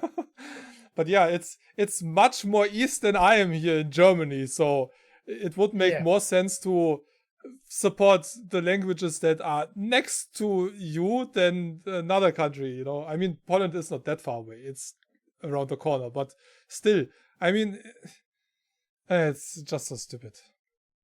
Yeah. Anyway, let's go through a few other small things here. Okay, let's go. Things that we definitely needed in Cyberpunk, like smoke grenades or melee weapon finishers. Smoke grenades. There used to be flashbangs. I didn't find smoke grenade yet. Okay, not sure how good each of it is, but okay. The first equip animation can now be triggered at any time. Huh? For what? Why? I get it. Remember that equip animation when we expecting the weapon after you pick it the first time. I think they're talking about that. Yeah, when you look at it or something like that. Yeah, but... Yeah. Why would I need that again later on? It's a completely useless function that nobody needs, really. It doesn't add anything. Well, maybe you want to expect your weapon, but if I'm changing weapon in the middle of the combat, I don't need that animation. I need the ability to skip that animation. Maybe I would want to look at my weapon at some point of the game, but not in the middle of the combat. At least it's a function that's only working when the weapon is holstered, not when you hold it. So... And you... It shouldn't trigger right away. It should only trigger when it's holstered. Okay. So they thought about one thing at least. That's practically make no sense, because if we look at Counter-Strike, basically, and Team Fortress games that made this thing, you inspecting new weapons when you when you holding it, not when you taking it away. Yeah, well, I guess You can't take it away, but still, when you holding it. I guess you have an animation picking it out of your holster now as well, or I don't know. Like I said, a completely useless, absolutely not needed function. Then no scope slots on machine guns and silencer slot on revolvers now. Okay. I don't need why, but okay. All obsolete weapon mods removed. A thermal katana, because that's such importance. Most melee weapons are now useless. Yeah, I expected as much. If you specifically because of the leveling, if you're going to go 1-on-1 with melee enemy, again, I should say I'm playing on insane, but still, most of them will have I dodge every your attack installed. So no matter if you're shooting them, if you're throwing grenades, if you're shooting with machine gun, if you're shooting with a shotgun, if you're trying to hit them with anything, that they will dodge most of all of the damage that you're throwing at them. And the only option to damage them is counter them. Oh boy. Yeah, and counter somehow feels less responsible than it was before. So against those netrunners, I basically cannot use hex anymore like I could do before, like over. Oh yeah, you can, but it's cost. If we're talking about rebalancing and making it more realistic, let's say it like that. Now hacking Netrunner costs less than it used to be. Mm-hmm. Okay. So yeah, you can hack a Netrunner. It costs less than it used to be, but I think Netrunner have 3 health bars. Mm-hmm. Yeah, okay. Now enemies have health bar, 1 health bar, but with 1 section, 2 sections, 3 sections. Netrunner will always have 3 sections. Okay. As far as tanks.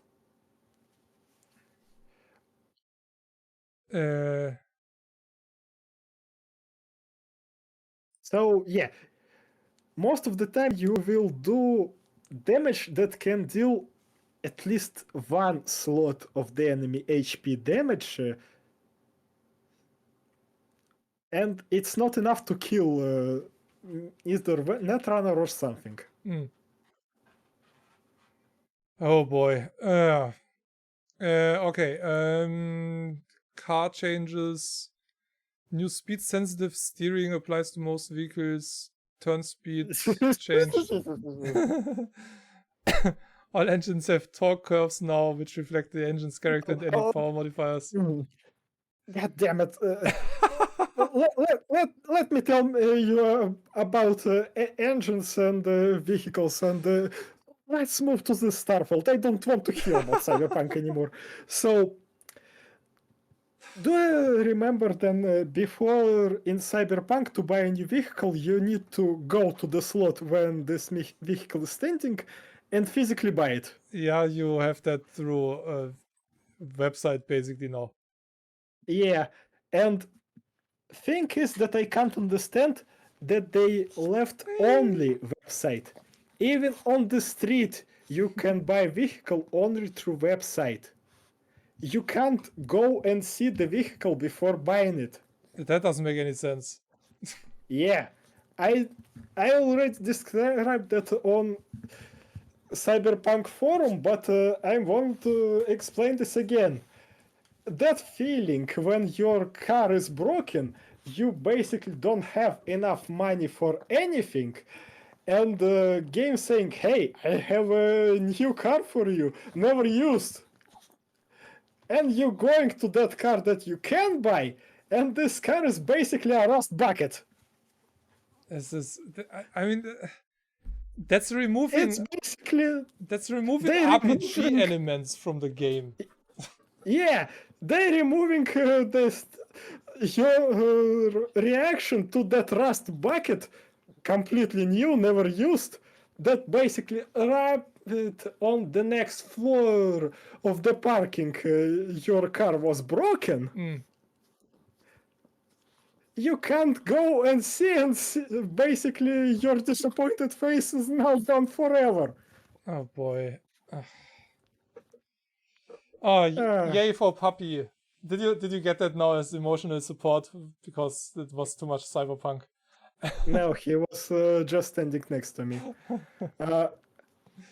Again, I think everybody who was responsible for cars in that game must be fired. So you do remember that rust bucket as I get. Yeah. What its top speed? What do you think? No idea. I don't remember that. It used to be like 66, 68 kilometers per hour. Now it's 98.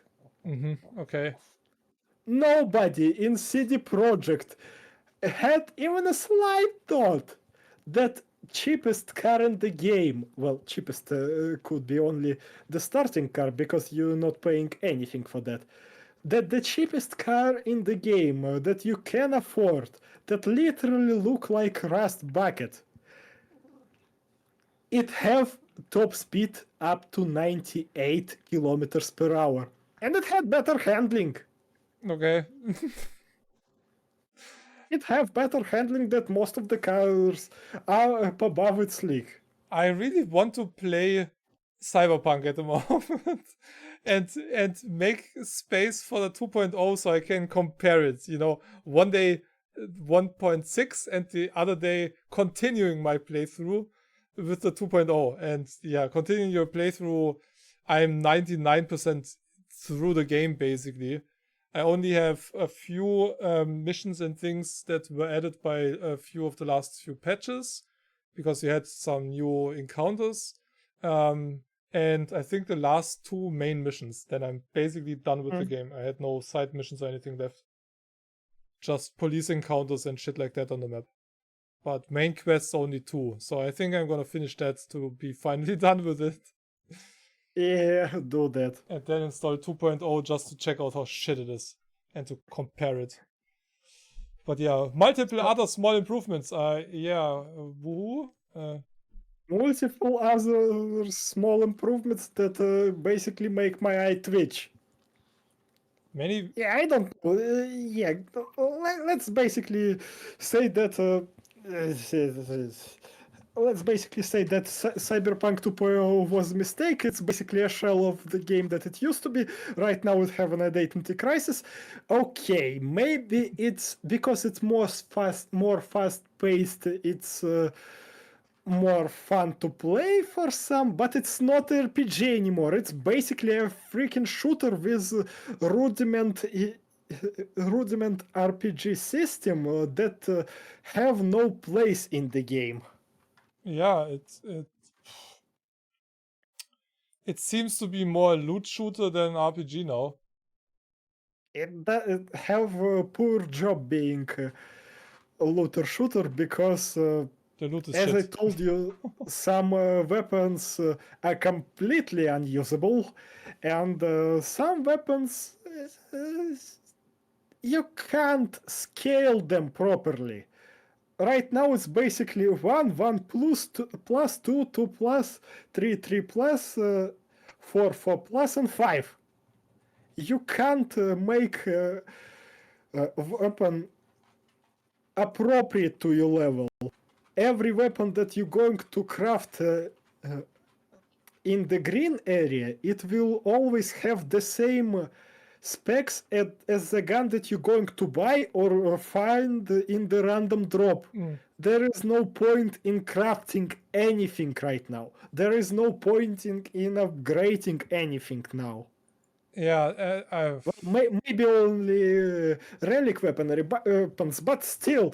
Oh yeah, they also retextured V gun. Now it's pure I don't even want to remember that gun. Oh my god, really? Why would you even change shit like that? Even more. They made more slots on the wall for relics weaponry. Yeah, I read that. Now, even weapon than used to show on in those relic cases doesn't show. What? Yeah, the gun used to show in this apartment in relic casing. Mm-hmm. Thing is, relic casing still made for original model, but not for a new model. No way. Oh come on. Yes. Oh come on. That's just fucking lazy. I mean, if I change one thing, if I change A and I know that A is in the game like 10 times, or let's just say 2 times, I change both A's to be identical, not be. That hurts my brain. In random apartments, you also have those relic stands, and in random apartments, unlike Vina apartments, stand for the weapon changed to new model. How does that make Only in the apartments, as far as I know. I own like 4 apartments, and one of them is original apartments. Only in original apartment, relic stand for V weapons still have classic stand for a classic model and not a new one. It's like they didn't even check the first few areas or so. They were like, okay, Phantom Liberty starts at that point. Anything before that, let's just we don't care. I mean, Yeah. that's just bullshit. And talking about the leveling, yeah, you will never be overpowered in a game because enemies will level with you. So even a puny Also, little weapons can't be leveled. Yeah, it makes no sense. I read something. Somebody was like, hey, I went into an area where I knew nobody has a chance against me from playing before. And they came with big weapons and whatnot and completely killed him. Then he realized, the levels, they level with me. So there is no progression in the game, basically. They took out the progression. If you have enemies that level with you, you kinda miss the point of becoming a powerful character. Also, it's taking out all the story progression. At first, you start in the territory that enemy level to your level, but you're going to overgrow them. Yeah. And basically, you're moving to the new area, and enemies now threat for you, like original bunch of enemies. And when you be able to move about that area, you can see that gangs, they're much higher than your level. And it's basically telling you that you probably should not be there. Yeah, exactly. That's how normally you see an area, okay, they're too high level, okay, I have to do some other stuff, so my level is exactly the same or higher as theirs.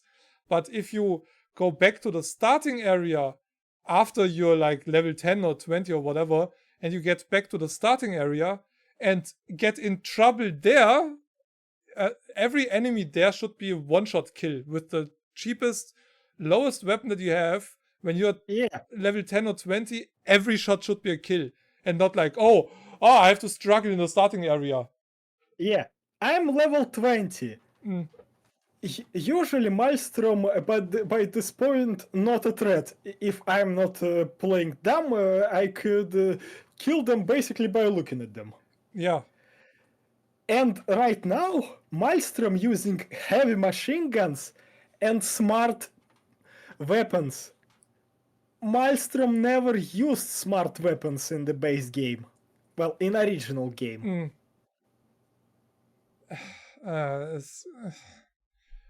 Why? And I don't know. And if we're talking about smart weapon was used only by Tiger Claws, nobody in the game used smart weapon beside them. Yeah, because it's their thing. Yeah, they like most high-tech gang of the neighborhood.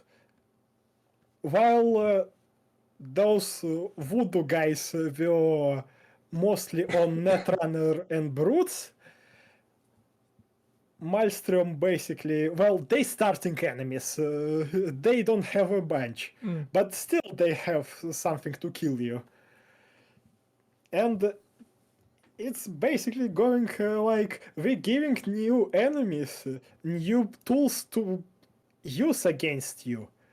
Tiger Claws using smart guns, they don't need a direct line of sight with you. They using gas grenades, so they and Emi grenades, so they don't need to see where they're throwing grenades. You can be around the corner, but not that much around the corner, and gas would hit you anyway. And now it's gone. This progression is completely ruined. That's just bullshit.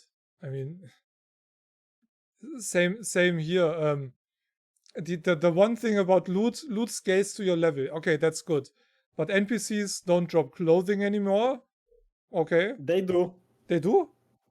Yeah. The patch log says it doesn't anymore. So they talk about a function that they took out of the game, but it's still in the game. I mean, it's basically like grenades and healing items. They drop it very, very rare. But you still have slight chance to find some shoes on the enemy. Oh boy. Apart from cyberware, only iconic weapons can now be upgraded. Okay, well... Yeah, like I said earlier... I've never seen even one weapon that can be upgraded. Huh. They basically take out upgrade features. Maybe they mean you can upgrade it by upping its tier, but that was in the game from the start, specifically for relic weapons. Yeah, they replaced old rarity levels with tiers. So it's still the same thing. Yeah. It's still gray, green, blue, purple, yellow, gold. It's still the same thing. But now it's have like tier 1, tier 1 plus, tier 2, tier 2 plus. Yeah. Nothing changed. Hey, a feature that that you had in other games before. You can now access the wardrobe feature through clothing vendors. Yay, so I can check out how it looks on me before I buy it. Didn't they change that in the past already with a patch? No, that's not what they mean. Oh. They mean that you can buy stuff and then open wardrobe to put it in the set. And not go home and open wardrobe and put it in the set. Oh, okay. Wait, couldn't you change your clothing by just going in the menu? Well, you could basically buy new clothes, open the menu, turn off wardrobe mask, and you will be wearing whatever you bought. Yeah, okay. But if you want to save it as a set, you should go back to the apartment and use wardrobe to save that as a set. Yeah, okay. Yeah, the set stuff, that's also from a patch that I didn't play. I think they introduced that with 1.5 or something. Maybe 1.6. Also, all 3 new radio stations down in the bottom. Even if it's saying 89, 99, basically stuff that should be up above, all new stations down at the bottom. God. Yeah, so after 108 comes 88, 89, 99, and 107. Okay, vendor stock scale with your level kind of makes sense, but it's also a part in basically any other RPG. When it comes to wardrobe, it's practically useless, and you basically paying more for more rare items that have no positive effects. Yeah, that's the thing. Why would I pay 5,000 for a jacket that doesn't give me anything? Yeah. No, not 5,000, 20. Yeah. No matter what, why would I buy any clothing at this point? Just for the looks? Yeah, they did turn off crafting recipes for clothes. That for sure. I didn't find one. I checked several vendors. I looted a lot of trash.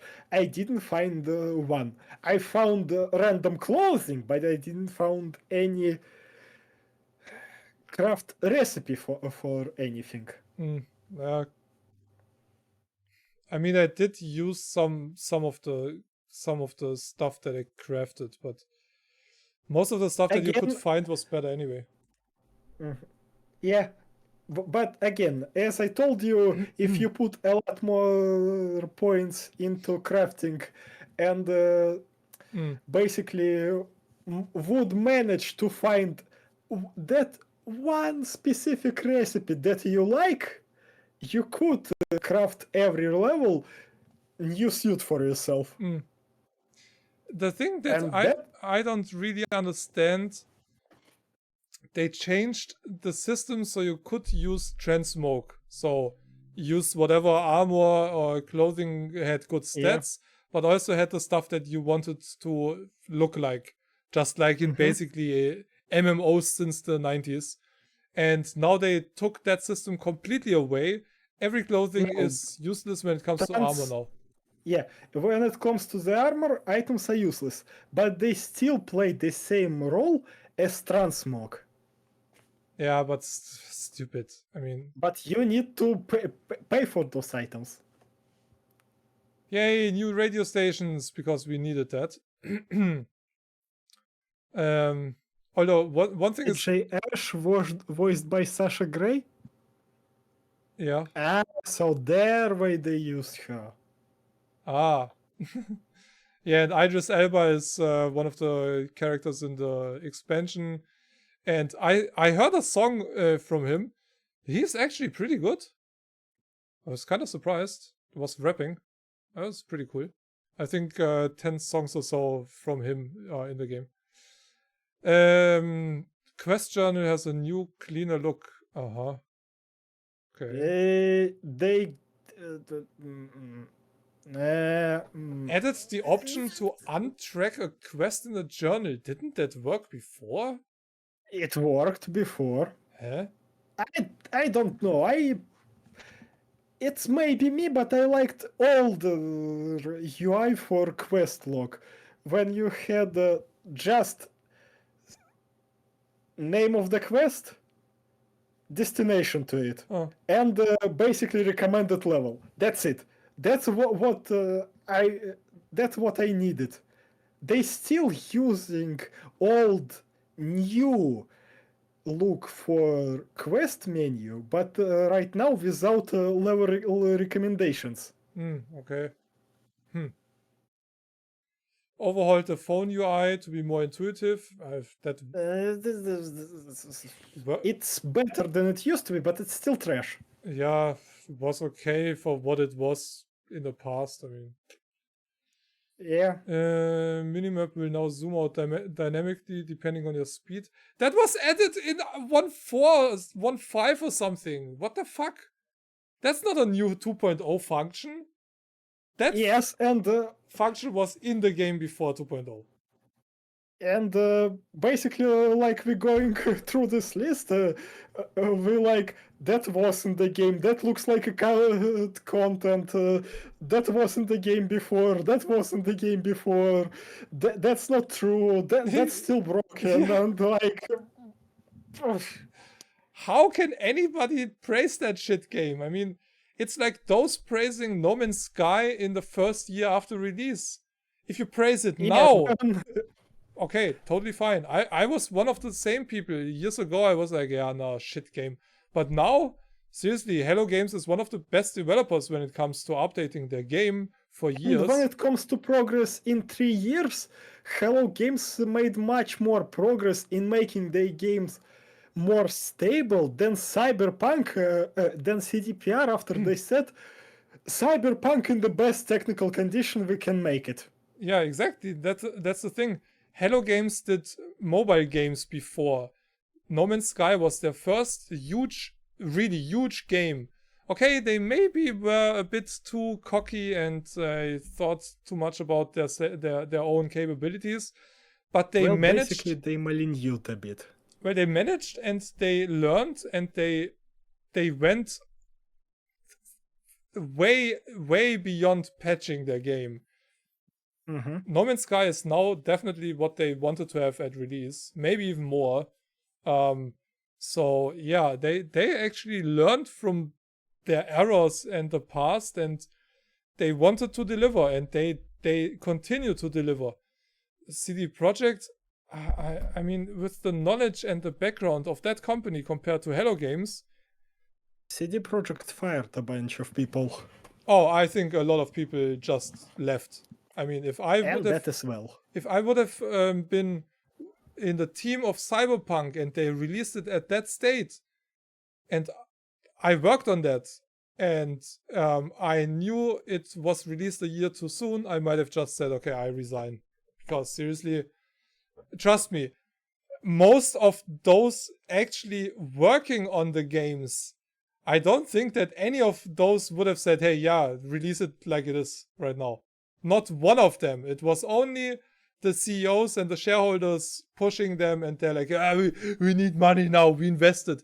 Yeah, you invest for the future. You don't invest to get something. After that, shareholders sued CD Projekt for delivering broken game, but they most likely knew that the game is not ready. Yeah, they made them.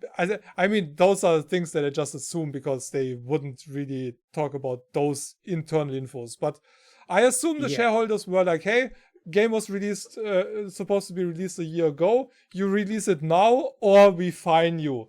Then they release it in the state it was. And then they're like, hey, you released a broken game. Yeah, but you assholes told us to. You motherfuckers. Seriously. I mean, yeah, if I would have been working in Q&A, I would have said, okay, no, you released that shit? No, I cannot stand behind that company. See ya. And I wouldn't work in that company, really. But I'm actually thinking about applying at Bethesda for a Q&A manager job. Because seriously... Yeah, and we wanted to basically talk about Starfield in the second part of the stream, and we're already almost 3 hours in. Yeah, we're basically ending it and just do it another time. Or I just do a special one next weekend or so. One extra. We are missing one stream anyway, so we could do that next weekend. Yeah, maybe.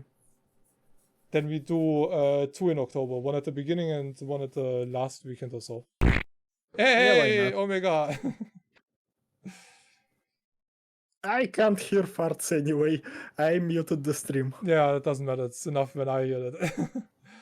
Because, yeah, like I said, I can talk about Starfield for at least as long as we were talking about Cyberpunk, and we're not even through. I mean, there's more in the patch log. Not that much more, but a little bit more. I know that I can still talk about several points, but we're already talking about too much, and we're just going through several talk points that in that 2.0 we promise. Yeah, hey, it doesn't matter. Hey, you can now change the tools at Ripper Dogs. Yeah, that's what we needed. Apartments give you buffs now? Okay. What buffs? I don't know. It says apartments will now give smaller buffs. Apartments can give you only XP buff, and only if you sleep in it. Yeah, and then that's all. Only for the next like 20 minutes or something, I think. Yeah, something like that. Yeah, it's Omega's way to salute when he comes in. Yeah, that's interesting. Okay. Yeah, added Ukrainian text localization. Stability. Yeah, I already talked about it. Stability and performance. I feel like that game became a bit more stable than it used before, but performance got worse. Specifically when it get to the elements and roads. Running the game on an SSD is now a requirement on Steam Deck. There were really people putting that game not on the internal SSD but on a freaking SD card?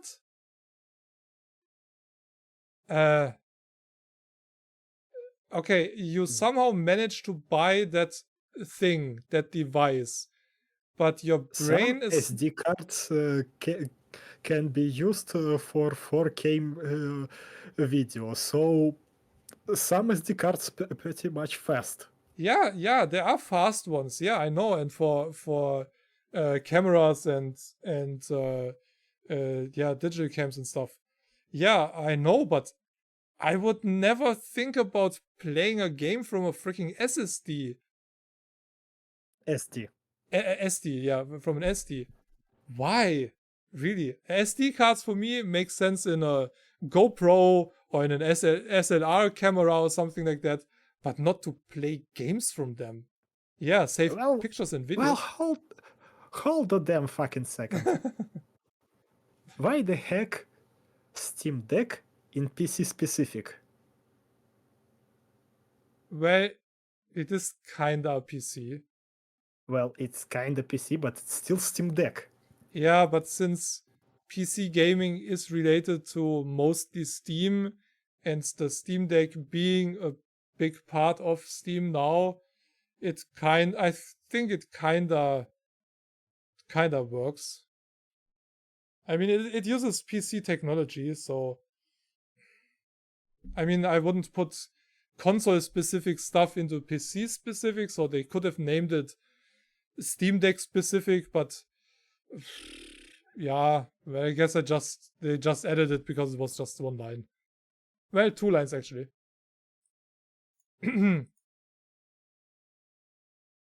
These are just the highlights. There are more improvements and fixes in this update, so go check them out yourself. They have Steam Deck mentioned in GOG announcement as well. Really? Yeah. How does that make any sense? Because if you don't change the Steam Deck, it will run Steam. If you change it, you can run GOG on it. Yeah, with Windows 10 running or so. Yeah. But hey, or CD Projekt, or Linux. Yeah, well, it runs on Linux already, so. Yeah. But yeah, it just shows that they don't know their ass from their head. I don't know, it's...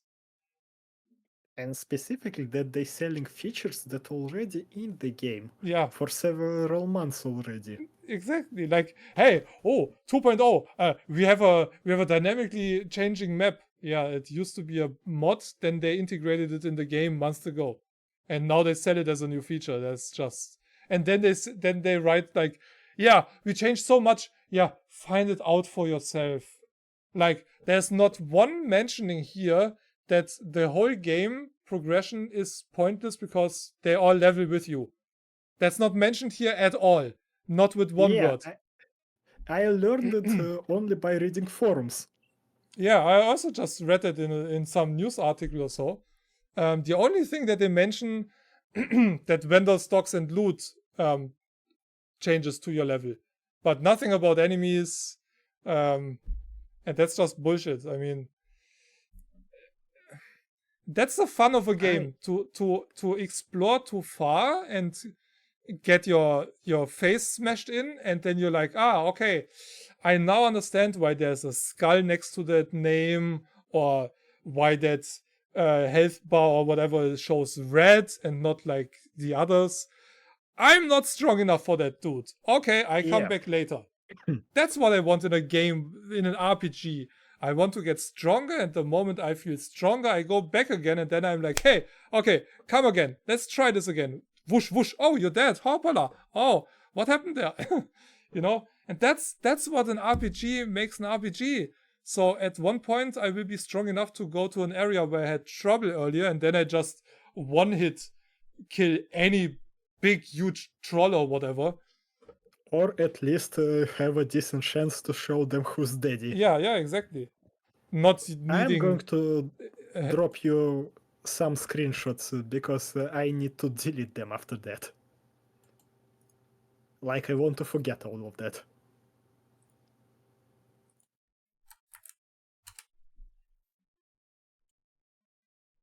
Oh yeah, the variation in stuff.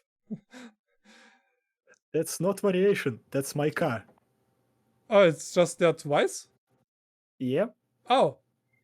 That kind of reminds me of that one bug that I had when I called my motorcycle and 2 came. Oh, I read another article today. Apparently there's a function in the game. I played the game for over 200 hours and never found it. And another one also was like, oh yeah, I played the game for 100 hours, never found it out. Did you know that you can illuminate the wheels of your motorcycle in the game? Excuse me, what?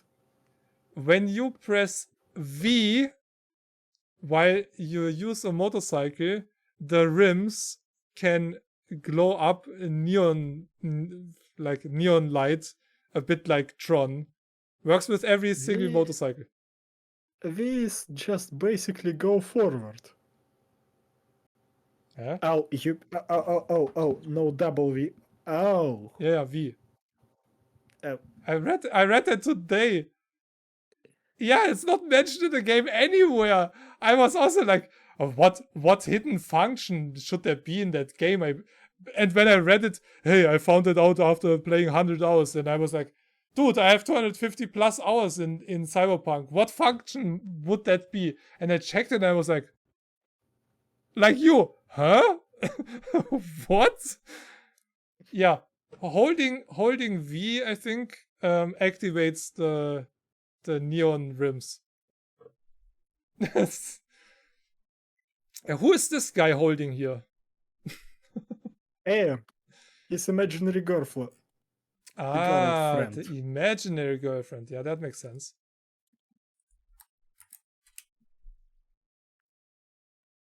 Oh my god.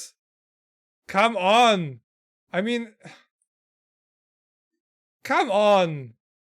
Seriously. I might be crazy, but I'm going to say that this door used to be normal. Yeah, when? Before the patch? In the past. Yeah, this looks like some alignment error there. What is this one? It's basically the same appendix of the building from the other side. Wait, what? Yeah. Wait, what? So that's the other side of the building. Why can you look through that building then, through the door? I think there is no textures in there. No. The textures, textures in most games only have a front side. The moment you turn around, I know that because, besides the fact that it's how engines work, but I went into buildings in Cyberpunk and you can look outside, but you cannot walk through. So yeah, it basically shines through. Wow! I mean, if that happens to a small indie developer, okay, I understand it. But come on. This is a multi-million-dollar company. Whoa, I think there was somebody standing there. Or whatever happened here. Or is there somebody standing still? I think that's... It's just a blob on the floor. I think that's that's Shadow from that dude that you met with Takemura. Maybe he sat in the car in that exact moment, in that exact place, and the game despawned it after you looked away. But his shadow remained. Oh my god, this is just... Oh my god. AAA game released 3 years ago. Fuck me. In the best technical state it can be right now. Yeah, oh my god. Give modders tools and let them fix it, because seriously, they can't. What am I looking here besides being really dark? No road. It's basically abyss under my car. Oh. Oh my god. Yeah, you can see the buildings go down here, and this is the road. And okay, so wasn't rendered there. Could you drive on it? Yeah. Ah, okay. Because This place roads had a collision, but sometimes Skybox loading either far away textures like it's ground or something, or going like that. That was the first time I saw that road didn't load, but I had some instances when it's used to be a ground. this is, I mean, come on. This is seriously. If I make a game and shit like that happens, yeah, sure, I have no idea. But they know their fucking engine. It's not like they use Unreal or something. They have their own engine. If you don't know your own engine, I mean, why even use your own engine? They're kind of pointless. But this reminds me of a sequence in Days Gone where it only rendered the road, but and all the items on the ground, like bushes, rocks and stuff, but the ground texture, and it was not just, well, the texture had physical capabilities. The texture was gone, so you couldn't drive where that texture was missing. You were just dropping through the map. And I couldn't continue the game because I had to drive onto rubble and off the road to get to my quest pointer. So I had to wait until they patched it for weeks until I could continue the game. I could not finish that part.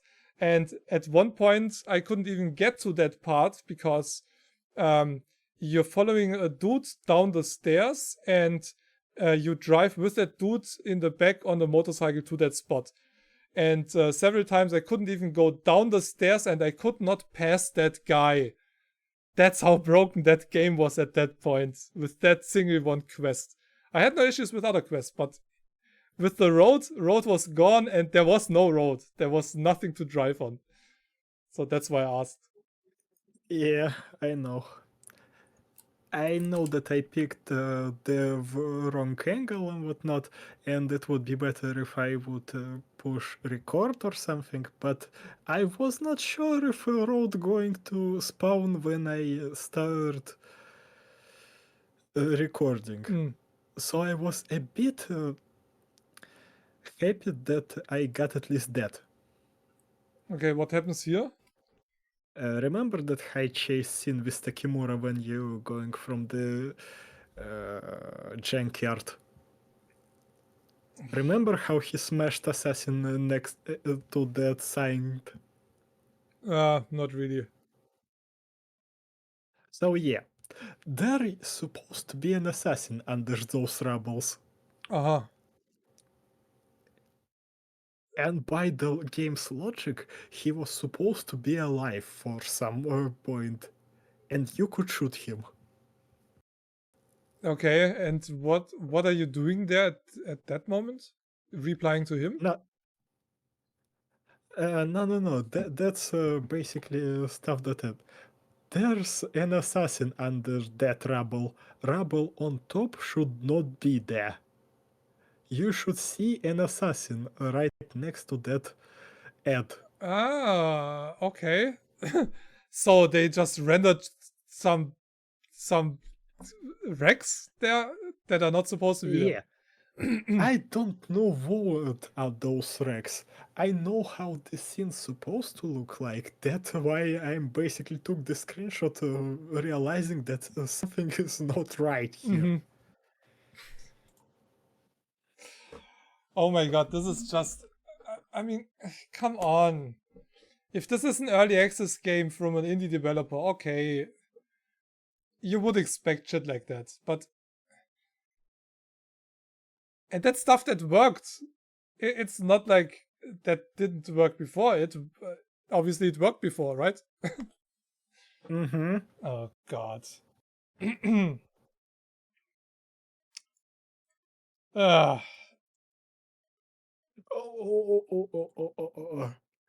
oh, did you find something else? Yeah, I found a better example with that road.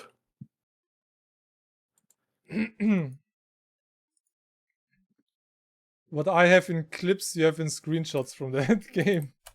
Mm-hmm.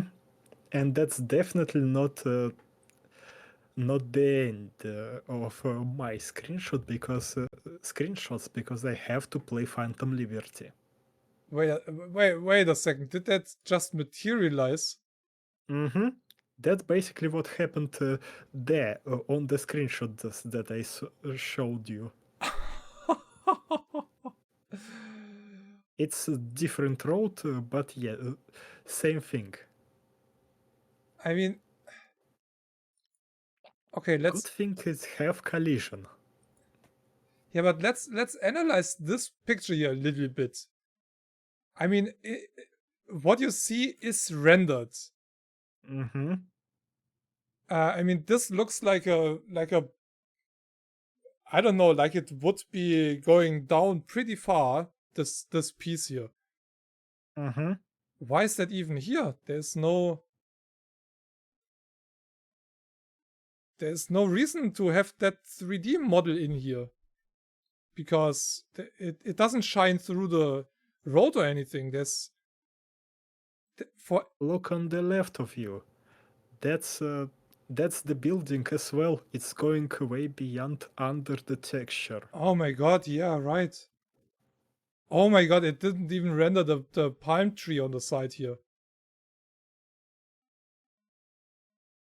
So I think what it is, it's showing me a skybox at this point.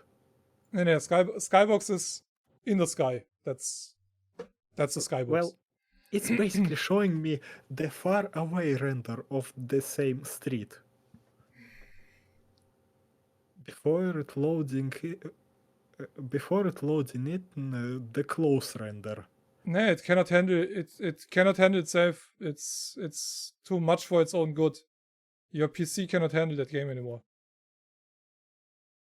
Yeah, the engine is not capable of running on lower end hardware. It's just it's the gaming combination I'm with your mid to PC. high, and my problem mostly that it's on HDD.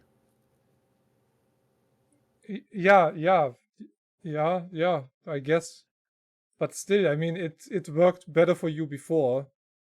But Yeah, this is exactly this is exactly the point that they mention here. Due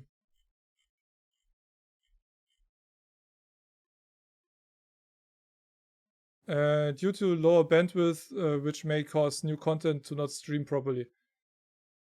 New content being new content in the picture, I guess, not the new game content in that case.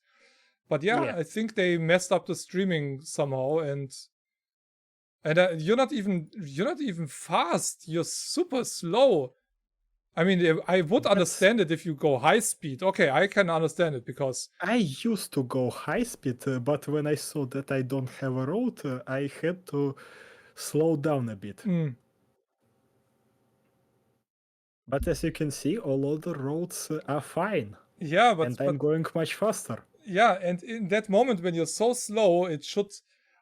This looks like you basically switch between the two different scenes, like a transition that goes perfectly into each other. That's how this looks like. It doesn't look like it's the same exact street, with the house and everything on the side changing as well. I mean, they also float in the air. They also are not the whole ground section. I mean, I understand that the road is not rendered, but that the stuff on the side is also not rendered is weird. Because those are normally two different things. But again, I don't know how the engine works. This is not rendered. Yeah. And again, as you can see, after that, my road was perfectly fine. Yeah, and you're faster. You're much faster. There's nothing missing. You have a pop-up here with that shield maybe, but Yeah, that looks exactly as you would expect it to look. But in that one sequence where I could go in that tower and behind the walls and stuff,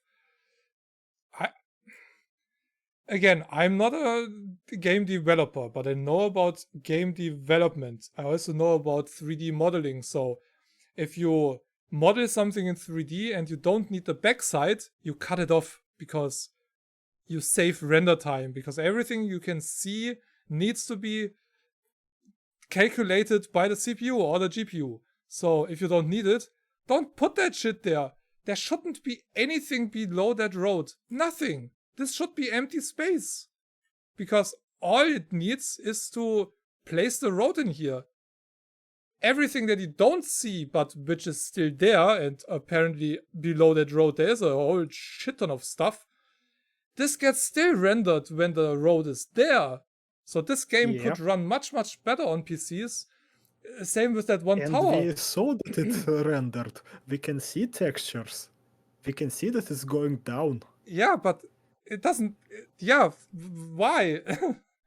There's no reason, you know? If there would be a building where I can go in the basement and the basement would be rendered, okay, it would be one thing. But this is a completely pointless... whatever. It looks like left over from when they modeled the roads in a really quick mashup thing with low resolution. That's why that could be pixels on the side. But when you're in a tower, like I've been in that one mission that I could constantly break, it rendered buildings outside of that tower. You couldn't look outside of the tower. It still rendered the whole freaking buildings, not all of them, but let's say half of the bigger buildings were all rendered outside. And I could only see that because I could see through the texture. Cars were driving by. Everything, every little calculation like that is absolutely pointless. If I'm in a room, I don't see shit outside, so why does the CPU need to render that? Or calculate it? It doesn't make any sense until that screen ends and it loads the outside. Then it needs to put the stuff in. Otherwise, pointless. So this is really weird to see.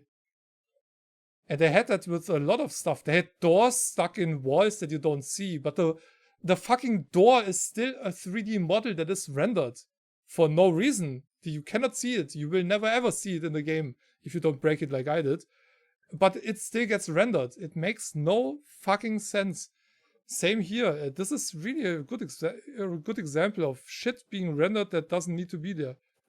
Yeah, and that's basically one of the explanations why they asking for SSD. Yeah, one of the things, because it has to do with the streaming, but it's not in that case. It's more because normally you would have the layer naked with a gray or white texture and the texture on top of it.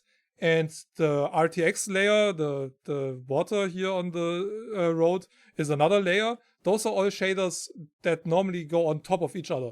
So that means it should have rendered the road for you when it comes to SSD and HDD, because that normally has to do with texture streaming, how fast the high quality texture gets loaded. The problem that Batman Arkham Knight had was that the texture loading was from the console and they didn't fix it, so sometimes it took a few seconds to load the higher quality texture because you're too close to it. The closer you get, the higher the resolution of a texture normally gets. So in your case, that shouldn't be just related to the disk. Just like with old Unreal 3. Because what's really weird?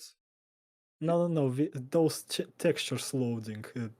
Yeah, that's Unreal. For the shader lag, that's something that you know from Unreal games. That's not the same. Well, it is kinda related because it has to do with the loading. Huh? What? I have no, I can't Russian. So what? What am I looking here? Most of the time I had 125 FPS and compatibility is great. What is a 7MC back then? Processor. Okay. Oh no, What settings do you have? 97's procedure or something like that. 7 milliseconds. Mm-hmm. Mid to high.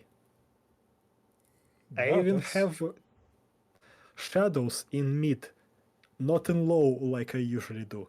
but you don't have ray tracing active, right? Yeah, my system can't support Yeah. ray tracing. My CPU can support it, but not my graphics card. Yeah, that's. It would be a slideshow when you try to do ray tracing on your system. Then.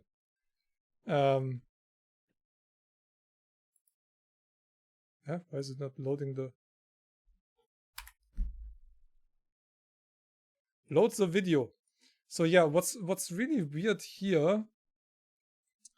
Yeah, I'm back at this here again. Mm-hmm. You can see that a whole block of building goes down here. And that's with every building that we can see, not just with one or two. And it makes no sense. Why? For what? For what reason? I mean, they didn't. None of them ever used the Quake editor and tried to make a map for Quake. Friend of mine did, so I do know a few things that, well, back in the day it was more important than now. But you created a map always that way that when two rooms were behind each other, you could only see into the first room. So no matter the angle, you shouldn't have been able to look into the next room after the room that you can see, because performance. If you don't need that room to be shown or that you can see it, there's no need to render it. So that's exactly what a friend of mine had to take care of. He had a relatively open map, but really limited view how far you could look. And he showed me the difference. When he opened that area, it dropped like 50% of the frames. Just because it rendered something that you didn't need really. So he put an angle there, another piece there. So you have to take care of that. And less is more. So the less polygons in a scene, the higher the performance.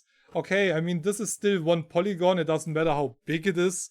It is one polygon, but still, size matters, and the more, the worse. It's one polygon, but it's one polygon for every building.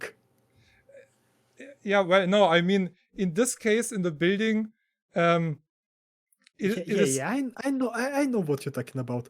It's just one polygon, but when you add that it's one polygon or in one. Yeah, one I know what you mean. Another, and they basically I know what you mean. Into... No, the house has a certain amount of polygons. This is one polygon, so it doesn't matter if it's that high or if it's that high normally when it comes to the plane of it. The size sure matters. The bigger the more polygons that you have with high resolution textures, that matters. There's not one texture on this thing because you don't even need that gray part. As you can see, the only part that's left is the top and not even... No! Nothing of that can be seen when the road is there. That's below the freaking... That's under the pedestrian walk. That's not even sticking out. That's maybe inside of the house, if you can even enter it. What the fuck? I mean, I'm not a good 3D model or anything, but I know how 3D programs work. This is not how you would do that. I mean, if you would make this scene with all the hidden shit in the background and render that, yeah, you can add 50% of render time just for that reason. Just for invisible bullshit that you cannot see, but, well, the program knows it's there, so let's render that. Let's maybe add some effects like shadow, lighting, and material on it, so it makes even more sense to render it and you cannot see it. Oh my god, seriously. Because the doors that I found stuck in that one tower, they were textured. They had textures on them. It's not like they were naked, gray, just a 3D model, so you can say, okay, they put it here to see how the model looks in that area or whatever. No, they put the door with all textures there, so they could copy paste that completely with all the textures and everything. Because that was a door that was used in the tower. The level designer was just like, yeah, let's just place it here, then I have to just click it, copy paste it when I need it, and then forgot it in the background, I guess. But yeah, that's the equivalent of installing Windows by default without changing anything, accepting everything it tells you at the beginning, and then you're kind of like, I have a new PC, but it still takes a minute to load up and it doesn't work well. Yeah, get rid of the shit that you don't need. And we wanted to talk about Starfield today. Yeah, now I'm gonna change the title to just represent Cyberpunk. But let's plan for the upcoming weekend. Yeah, okay. Then I'm gonna have to say a little bit more. A little bit. Yeah. Not sure if But we... no, that's... I want to mention that our original plan was just talk about Starfield today. Yep, and then we decided to... let's put a little bit of Cyberpunk in the front. Yeah. Because Lothar is the one talking about Cyberpunk. I'm the one playing Starfield. Lothar is not playing Starfield. So we were like, yeah, maybe an hour Cyberpunk, an hour or two Starfield. Well, I guess next time it's my 3 hours talking about Starfield. And I will have no issues filling 3 hours with Starfield. Don't worry about that. We had 0 issues filling 3 hours with Cyberpunk. I did save a few points where I had a few situations that were weird, so I can jump to a few things, and I will write a script until next weekend. So I can actually have a list to go down, because I don't have a patch log or so. That was easier with Cyberpunk now, we just had a patch log. Mm-hmm. So... Alright, well, it's pretty late for you. And I'm happy that I can get out of my clothing now, at least the sweatshirt that I'm wearing, because it's getting really warm in here. My balcony door is closed and I should have kept it open. Alright, as always, famous last words. This one, no. Maybe I will, but no, that's... well, it's gonna be in the collection anyway, so... I mean, our love for Epic will not grow any bigger. So... And they just...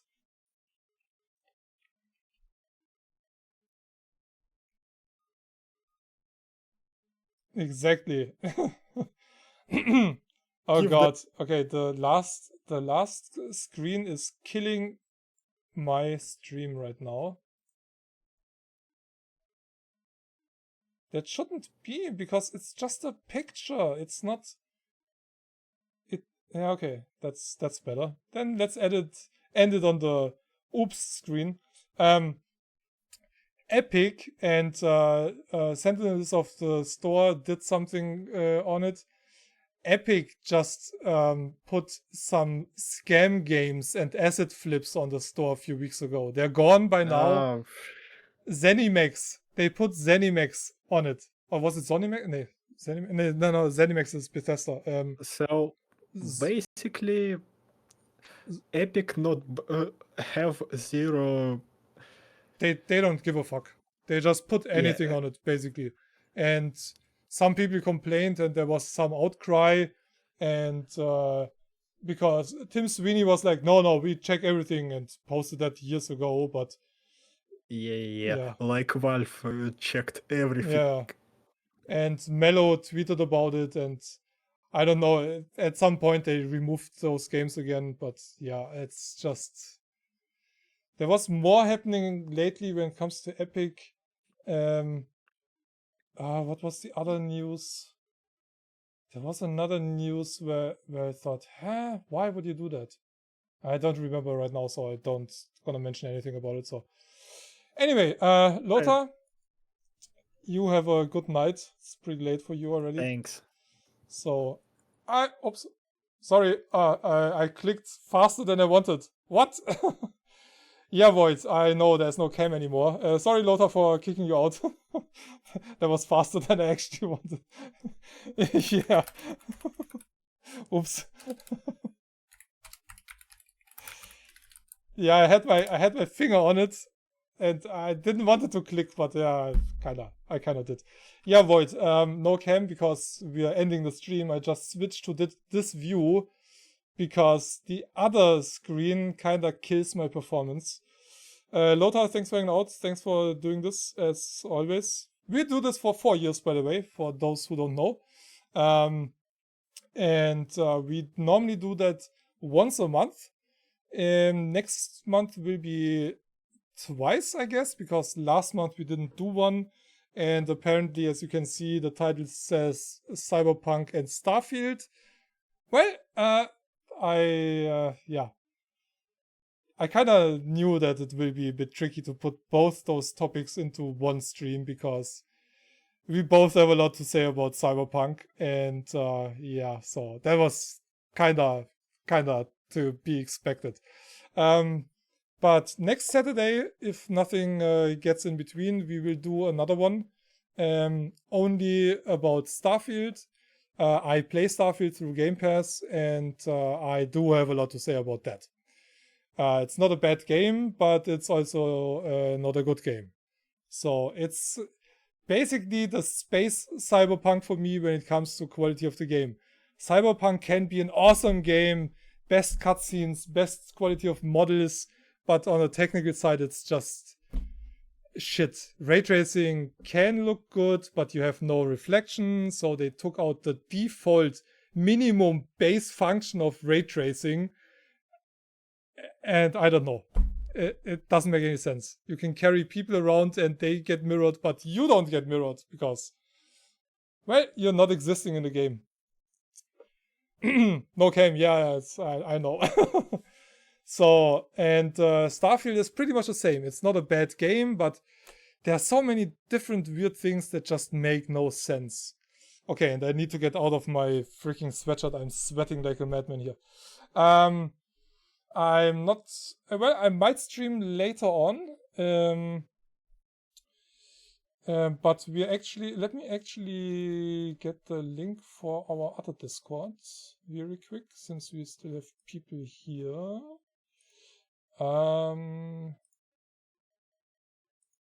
We do movie night on our Live to Support Discord, which is this one. Used to be the D&D Initiative Discord, but yeah, it's our charity channel, and we do movie nights every 1 or 2 weeks. So if you want to see Ghostbusters Afterlife, that's gonna happen in an hour and a half. No, wait, when do we do it? Was it 2 or 3 p.m.? Oh my god, when do we do that? Was it 2 or 3 today? Fuck. I think it was it 2? Wait, let me check. When do we do it? 2. Okay, 2. So in 1.5 hours from now. If you want to watch, if you want to join us, well, be our guest. Maybe Cyberpunk will be good in another 3 years. No, it won't. If modders will not fix it, well, it's not a bad game, but it's not as good as a lot of official critics make it look. Same with Starfield. A lot of news outlets, they're like, best Bethesda game. Yeah, it's not a bad game, but it's lacking so many features that all the other games had in the past. Oh, they added one feature that was apparently not in Fallout. You can climb ladders now. Yeah, you have a ladder in spaceships, and that's about it. And yeah, you do have some ladders in other areas, but you can just jump on most of that stuff. So, yay, we have a ladder in there, but we have not one possible feature to sell junk. And stacks only count 5 and up. So if you want to sell, let's say you have 10 items and you have 4 each, you click 40 times. But yeah, more rant about Starfield when I play it again and on next Saturday. So if you want to see that, yeah, like I said, be my guest. I'm gonna rant about it for 2 or 3 hours. Not that I do that in my streams of the game already. Alright, anyway, thanks for hanging out, and we hope you enjoyed. And yeah, time's not appropriate. Greetings, everybody. Have a good one. Bye.